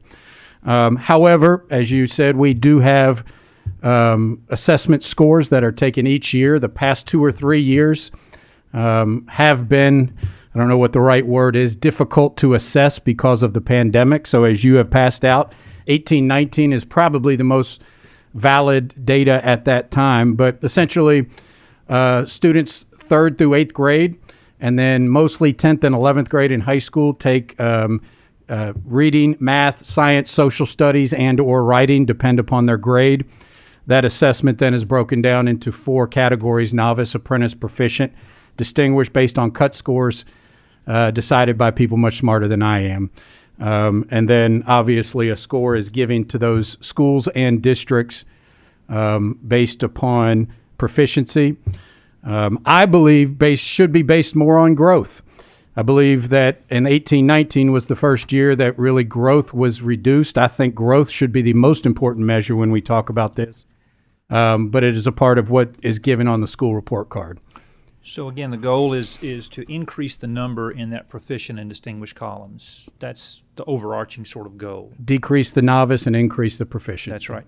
So to substantiate very graphically what you've just shared with us, the second page on JCPS reading, if we go to the far right-hand column, across the row of economically disadvantaged versus the non-economically disadvantaged, that speaks loudly to what you've just said. If you want to build on that for just a moment, that would help give us some context.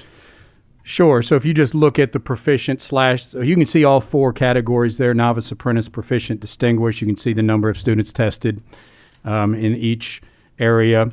But as you can see, the non-economically disadvantaged, which are the non-free and reduced lunch, proficiency or distinguished reading is 53.8% of the students. And then economically disadvantaged is about 1 out of 4, 25.2% are proficient. And so, I'll reiterate, Senator, I think that, these gaps between advantaged and disadvantaged and black and white students are unacceptable. I mean, we have to say that. And that was the purpose of our future state. But there is no doubt that correlation exists in really every county across this Commonwealth. But there is a stark gap in Jefferson County. So, Dr. Polio, moving back to the first page for just a moment, I'm back on the first page now, and one that just jumped out at me as I was looking at the numbers. The left column is reading, the right column is math. We have it broken down by schools.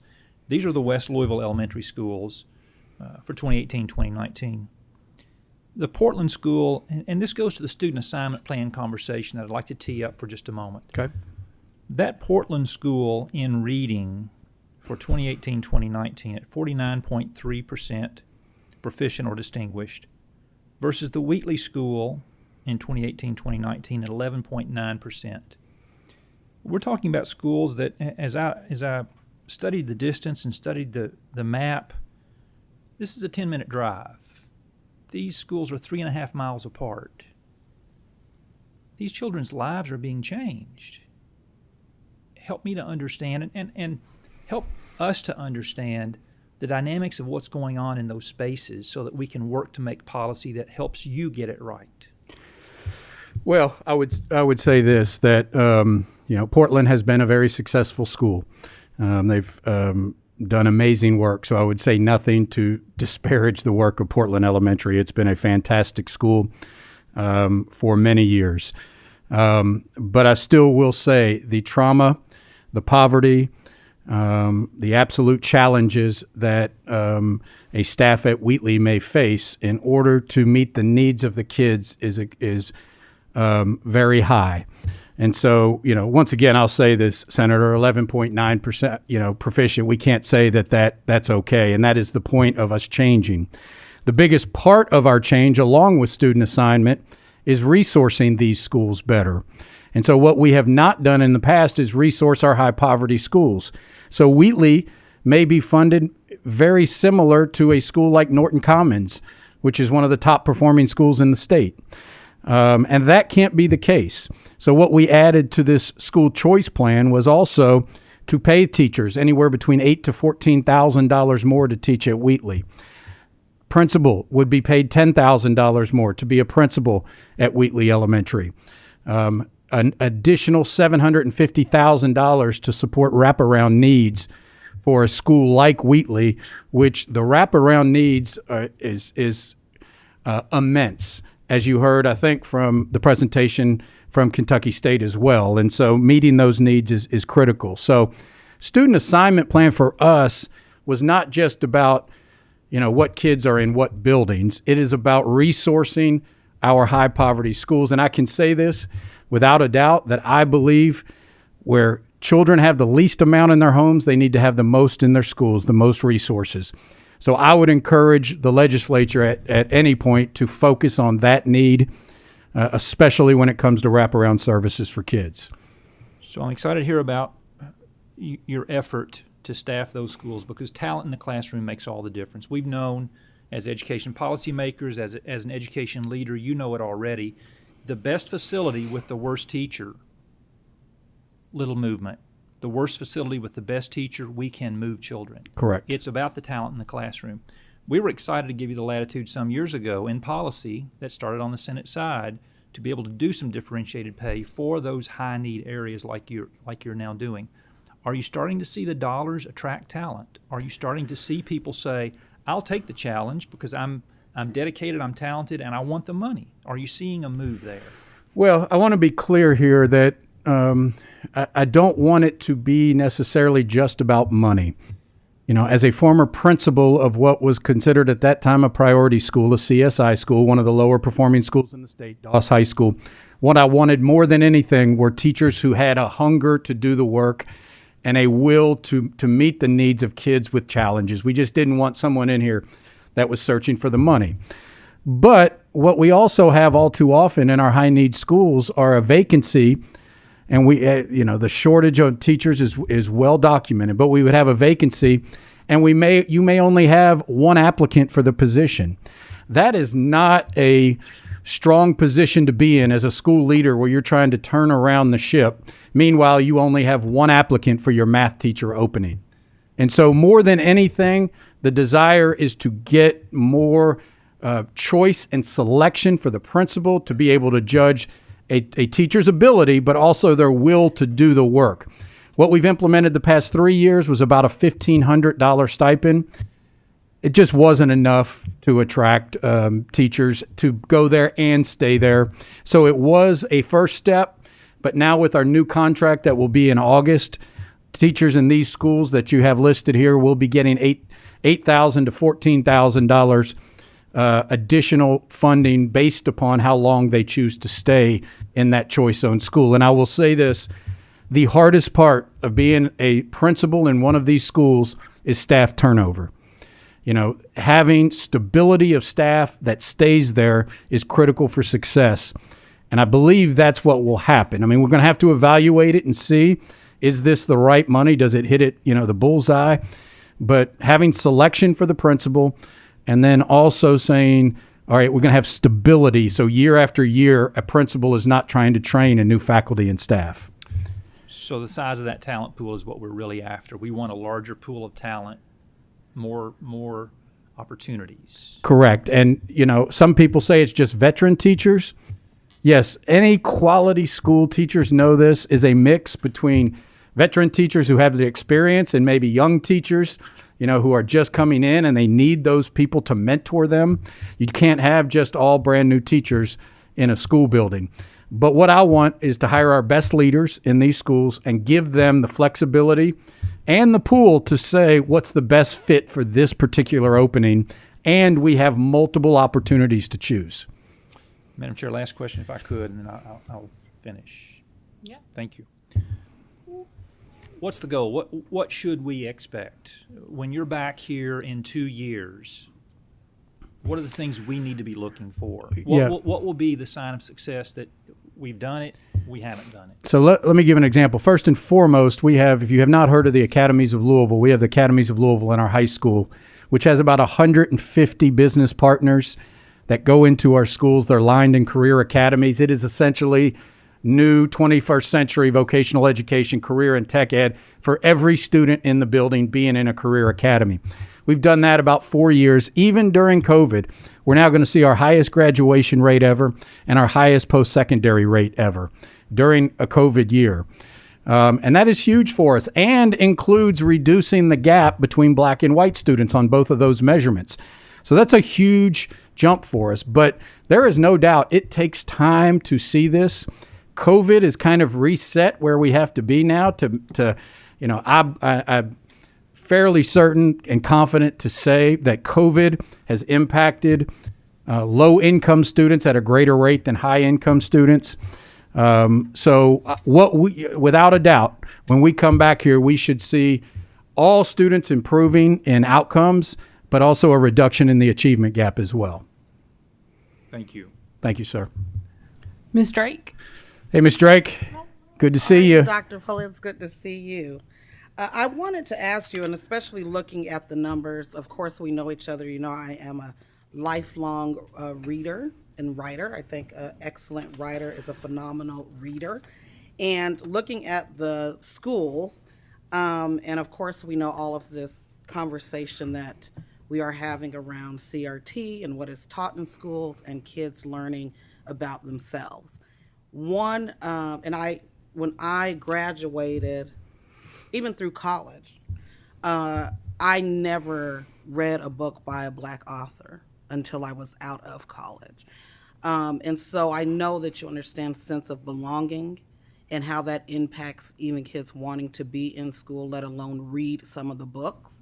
And so is JCPS committed to, or will they commit to, students having a diverse education so that they can see themselves in the books that they read, in the teachers that they have, in the artwork that's on the wall? Because that would make me want to read a book if it looks like me.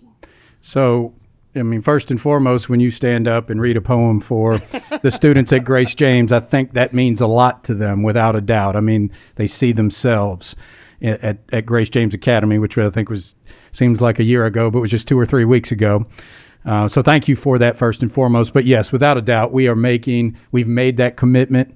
We have a racial equity policy that we implemented in 2018. Sense of belonging to me is, and research shows this, some debate this. I think there's very little debate that when a feeling a sense of belonging in a school does not guarantee success, but having no sense of belonging in a school almost guarantees failure. And so what we have had in JCPS, and this is where, so yes, without a doubt, students seeing themselves in the curriculum, in books that they read, is critical, as well as in our student assignment plan.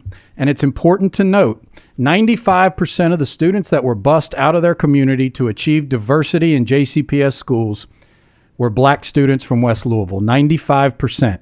So from 76 to 84, students were bused both ways, east to west, west to east, southwest, west-south, same. In 1984, the district pivoted and said we can't do that politically anymore. The only students that will be bused for the next 40 years will be primarily black students from West Louisville. And so I believe parents should have a choice whether they want to attend a school out of their community or in their community. But I think that as well has had a significant negative impact on student belonging for our neediest children in this community. Thank you. Dr. Aleka? Thank you, Madam Chair. Good to see you, sir. Good to see you as well, Dr. Polio. I've got 2 questions, and I always want to preface this first question with the fact that I understand that teaching is hard. Education is difficult. I was a teacher my first job out of college, taught middle school math in a low-income middle school in North City, St. Louis. Would you like a job? Yes. I was going to say, you all certainly have a shortage right now, so this question may come as an awkward one. You mentioned the positive things that you're looking to do to incentivize good leaders, to incentivize good principals. You mentioned some about performance pay and monies and that kind of thing. My question is on the opposite side. What are you doing to hold bad teachers accountable? And I want to be very clear here when I say bad teacher. When I'm talking about a bad teacher, again, is the inverse of what you've laid out of a good teacher. Mm-hmm. Somebody who is not willing to do the work, somebody who does not care about the kids that they teach, somebody who does not have a vested interest in the curriculum and getting better at their craft. Again, it becomes a controversial thing to say that somebody who's in a very service-oriented job is not good at it, but we both know there is such a thing as a bad teacher. Again, very specifically defined as somebody who does not care about doing the difficult work of teaching, somebody who does not care and is not invested in love on the kids that they teach, and somebody who is not invested in the curriculum and the craft, the pedagogy in which they are supposed to be teaching kids in the classroom. What are you doing to hold them accountable to either get better or to help them find something else to do? Yeah, well, first and foremost, I have to preface this by saying there's not many people who have been in every JCPS school. I don't know many other than it took me 2 years to get in all 155 schools in JCPS. And when I say in, that doesn't mean just walking in the lobby. That means spending 2 or 3 hours, 2 full years to do that. So I have been blown away, I have to say this, by how impressive the teachers and the staff in JCPS have been. They work extremely hard. You know, when having to face difficult challenges, our free and reduced lunch in JCPS has gone up 16% in the last decade and a half. So first of all, that should be a call to action for the city of Louisville, that we have gone from 54% to 70% free and reduced lunch in our city. That's a problem. But just like any profession, there are, it's similar to that bell curve where there are great ones and most are in the middle. And then, yes, there are some that need to look to other careers. And I think that's pretty clear. I will say this, my message to most of our principals are the ones that are on the ground working with teachers. And it has changed because we have such a lack of a pool right now that a principal has to say, if I move this person out, who is going to be there to replace them? But my message to them, and we work with them on, it's a will and skill thing. At this point in the battle, will to me is much greater at this time than skill. And so, yes, will and skill makes the perfect one. But if someone has the will to work with kids, the passion, the relationships, willing to get better, then we will work with them. And I think we've shown that. But there are times, yes, where, especially when there might be that lack of will, which I think you're talking about more than the skill point, where principals do say, move them on, I'm sorry. This is not the district for you or the profession for you. Yeah. Second, quick follow-up, if I may, because my second question builds off of the one I just asked. A lot of the challenges that exist in JCPS, as you mentioned, a lot of teachers can put in a lot of effort, but if you have 70% of your students come from a low-income background as defined by free and reduced lunch, there are additional challenges that teachers and principals need to work with. Again, if you come from a family or community where you have to try to figure out where your next meal is, there could be trauma that impacts you in the classroom, as in potentially you aren't able to focus as much. If you come from a neighborhood where there is violence at night, you come to school sleepy. Any of us who are adults who have been in meetings where we get sleepy, we don't get the information. Well, if you're 12, that means you don't get the content in terms of how to learn, how to comprehend reading, or how to comprehend stories based on reading. You don't have a deepened understanding in terms of your mathematical concepts, science, social studies, whatever it is. This isn't because that you are a bad student. This isn't because you don't want to learn. It's because there are different things impacting you that make it difficult for you to concentrate. If you're in a school that has a majority of students who come from that same challenging background, again, because of the trauma associated with poverty, it's not the student's fault, it then becomes a more difficult proposition for a teacher to try to engage a classroom full of 30 kids where 15 of them are either hungry or tired or dealing with some other trauma associated with whatever baggage they came into the school with. I provide all that context to say, what is the student assignment plan, the new one that just passed, the future state for JCPS? How does it try to look at that particular issue of a concentration of high poverty schools that just by their very nature of what I just laid out are more challenging for teachers? Because you've talked about how to make it better for teachers, but what about on the student side to shift that burden so that students are able to be in different environments across the board?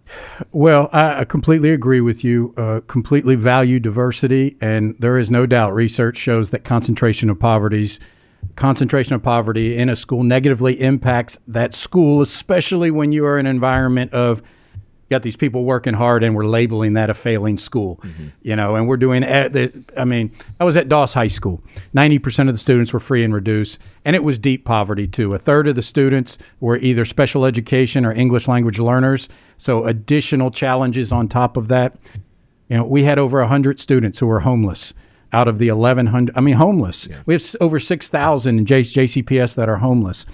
And they would walk in the front door. There's not many have been standing at the front door when they walked through, and you could tell something was wrong on their face. And you would say, all right, let's get into chemistry class to learn the periodic table. And they would look at you like, have you lost your mind? Like, I don't know where I'm sleeping tonight. And so the challenge is great on school and school personnel to meet those needs. But here is a challenge. We live in one of the most segregated large cities in the United States. And so we have very segregated housing patterns by both race and socioeconomics. I think we continue to see, I don't know if we see much improvement in that. And so JCPS for many years has been asked to bridge the diversity in a school with free and reduced lunch and with race when there is no diversity amongst the housing population. And so what we've done is put it on the backs of the students who have the highest poverty and who are students of color to diversify our schools, where students who live out in communities that may be wealthier do not have to do that. And so first and foremost, it is to make sure we give every student a sense of belonging in a school. We provide those, we can intensify the wraparound services for the families that choose to stay close to home. We put more funding into it. And like I said before, hopefully our better teachers and principals in these schools to meet the needs of our kids. I saw it done at Doss. I saw it done. It was the 2 years I was there, the staff, I felt like there was miracle workers there every day. Really did. I felt like that. We went from the second lowest performing school in the state to the 12th lowest performing school in the state. We would celebrate that. However, it was still called a failing school. And I would put that staff up against anybody, any staff anywhere in this Commonwealth and say, match what they do. But unfortunately, we don't do that as an industry, so to speak, where we say in education. We don't do that in the medical profession, only do it in education. And I think that's a part of it. We got to stop telling these faculty, the staff, the teachers that they're failing. Thank you. Dr. Robert, or I'll answer the doctor. Yeah, Roberts. Good afternoon, Dr. Polio. I want to commend you for taking on these hard issues. As you've noted, this has been pushed aside or down the road or whatever for many years, and so I think it's great that you were willing to take these issues on and in this time. I also want to thank you for coming here and being here in person. I mean, honestly, I know how busy you are. I thought you'd be on Zoom, so thank you for taking No, the time happy to be here. drive here. Thank you. I'm a JCPS parent. Great. Have been for 16 years. JCPS has served my kids well. We've got 2 in college. You're doing great. Good. We've got 2 seniors who are peers of your daughter. Excellent. And they're doing well. So, but this is also, obviously very important work that I hope it's going to take a long time to get where you're wanting to go with this, but I think we got to start somewhere. So this is a great start. My question comes from where I am professionally. I work as a prosecutor. I'm assistant Commonwealth Attorney in Jefferson County. And, we see a lot of juveniles, JCPS students who are engaged in, very dangerous activity. Sometimes those activities come to the school in the form of guns. My question is there anything being done or planning or considered for magnetometers at JCPS schools? Excuse me, repeat that. Magnetometers for schools, as far as metal detectors. And I'll tell you why I ask. Recently, I was in a Fayette County school for a sports event, and I walked into the school, and there were all these things lined up against the wall, and I was like, well, are those magnetometers? And so I asked one of the schools, yeah, those are our magnetometers. And I thought, wow, that's what do we have those in Jefferson County? And so is there any plans or discussions or about having those to keep guns from coming into the schools? So there's been a lot of discussion about that for years. I mean, I think it's important to look at the research on that and see the success rate. There's a couple of challenges, major challenges. First of all, the success rate of those, and I don't want to comment negatively on any other school district but I think you could see some real mixed research on the success of that.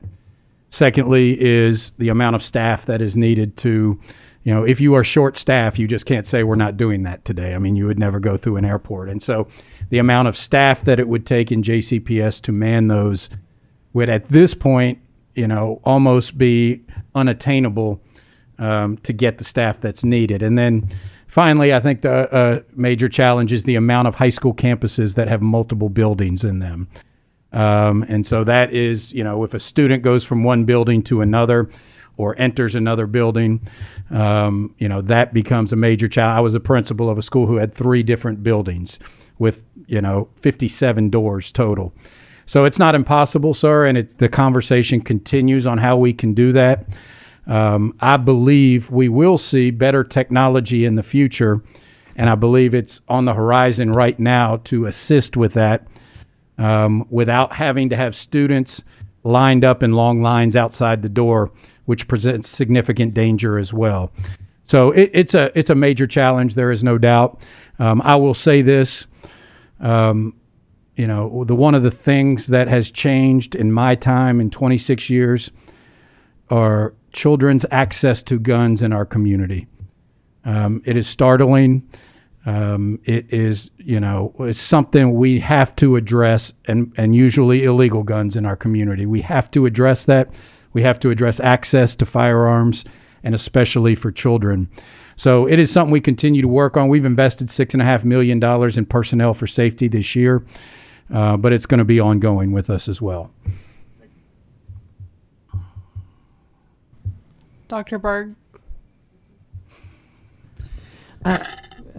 Good evening, Sharon. Thank you for being here. This is broaching on a subject that's extremely near and dear to my heart because of, my life experience, which is, unfortunately receiving these gunshot wounds, both perpetrators and victims over and over and over again.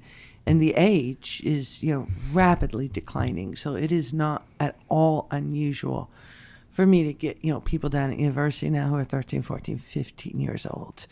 And we do have some programs in the city. Future Healers is one that comes to my mind because it comes out of healthcare. And do you see anything, in your opinion, that can impact, I guess my question is, the level of post-traumatic stress disorder that our children are being raised in at this point?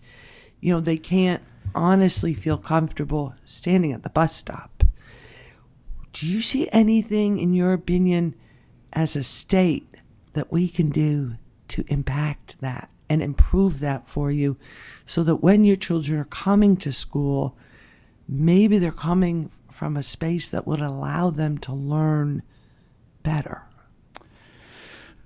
Two things I would say. Unfortunately, these are very difficult tasks, but without a doubt, it's childhood poverty. I can't say enough about how all of this impacts students, but the childhood poverty that our students are facing, like I said, 15% in a decade and a half. That's 15,000 more students that are living in poverty in Jefferson County that were living in poverty 15 years ago in 2007. And so we have to ask, why is that? Why in the United States and the Commonwealth of Kentucky from 2007 to 2022, where we shouldn't see numbers like that, but we do. And so there is no doubt there is a correlation between poverty and trauma. I think affordable housing we enroll. The mobility in JCPS is somewhere between 250 to 300 students a day change schools. That has a huge negative impact on kids changing schools because they don't have that secured housing. And so, these are the things that I think are critical. I don't mean to push that off, but I think as a community, we've got to work together. And then as schools, I think we have to do, once again, sense of belonging, wraparound services for kids, intense academic supports for kids. So we have an attendance crisis in this country right now, an attendance crisis. A third of our kids miss 18 or more school days a year. These are the kids on this paper that we're trying to catch up. And if they are missing 18 more days than their peers, how would we possibly do that? And so finding out what are the reasons why that happens. I've listed some of them. But we also have to do things like we did on our future state, which is we can't send kids away for the summer anymore and say, see you in August. We had 10,000 kids in 4-week summer learning programs this year. Cost us about $8 million.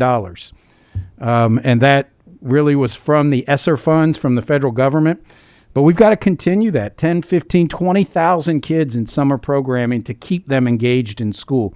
Because if they're not belonging in school, they're most likely going to find something else to be, feel a sense of belonging with. And so, I think I still say childhood poverty is the thing that negatively impacts kids more than anything else. Thank you, Dr. Polio. Thank you very much. It's been a great conversation. And I want to, Dr. Berg, make sure to check out the white page on the cost of trauma by Family Scholar House. That was our first person. I don't remember when you walked in, but I think that's a really good conversation. I want to end with something that you said. You said that we've got to stop failing we got to stop saying that we're failing students. And I think that really resonates. I always say that as I was raised by a single mom, and I remember when I first got elected, I sat down with someone and they were talking about 2-parent households. And they said that, they're like, people that come from single-parent households just aren't going to be successful.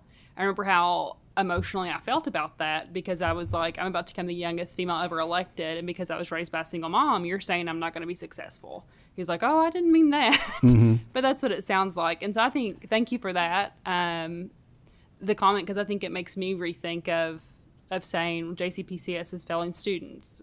Or, we're failing. I think that we can do better. And so how do we empower that? And so thank you for that change of rhetoric in my mind, and hopefully other members of the committee as well. I think we have a bigger underlying issue with just JCPS, and that is also the city of Louisville, but you're not the mayor of Louisville, so we can't talk about those questions.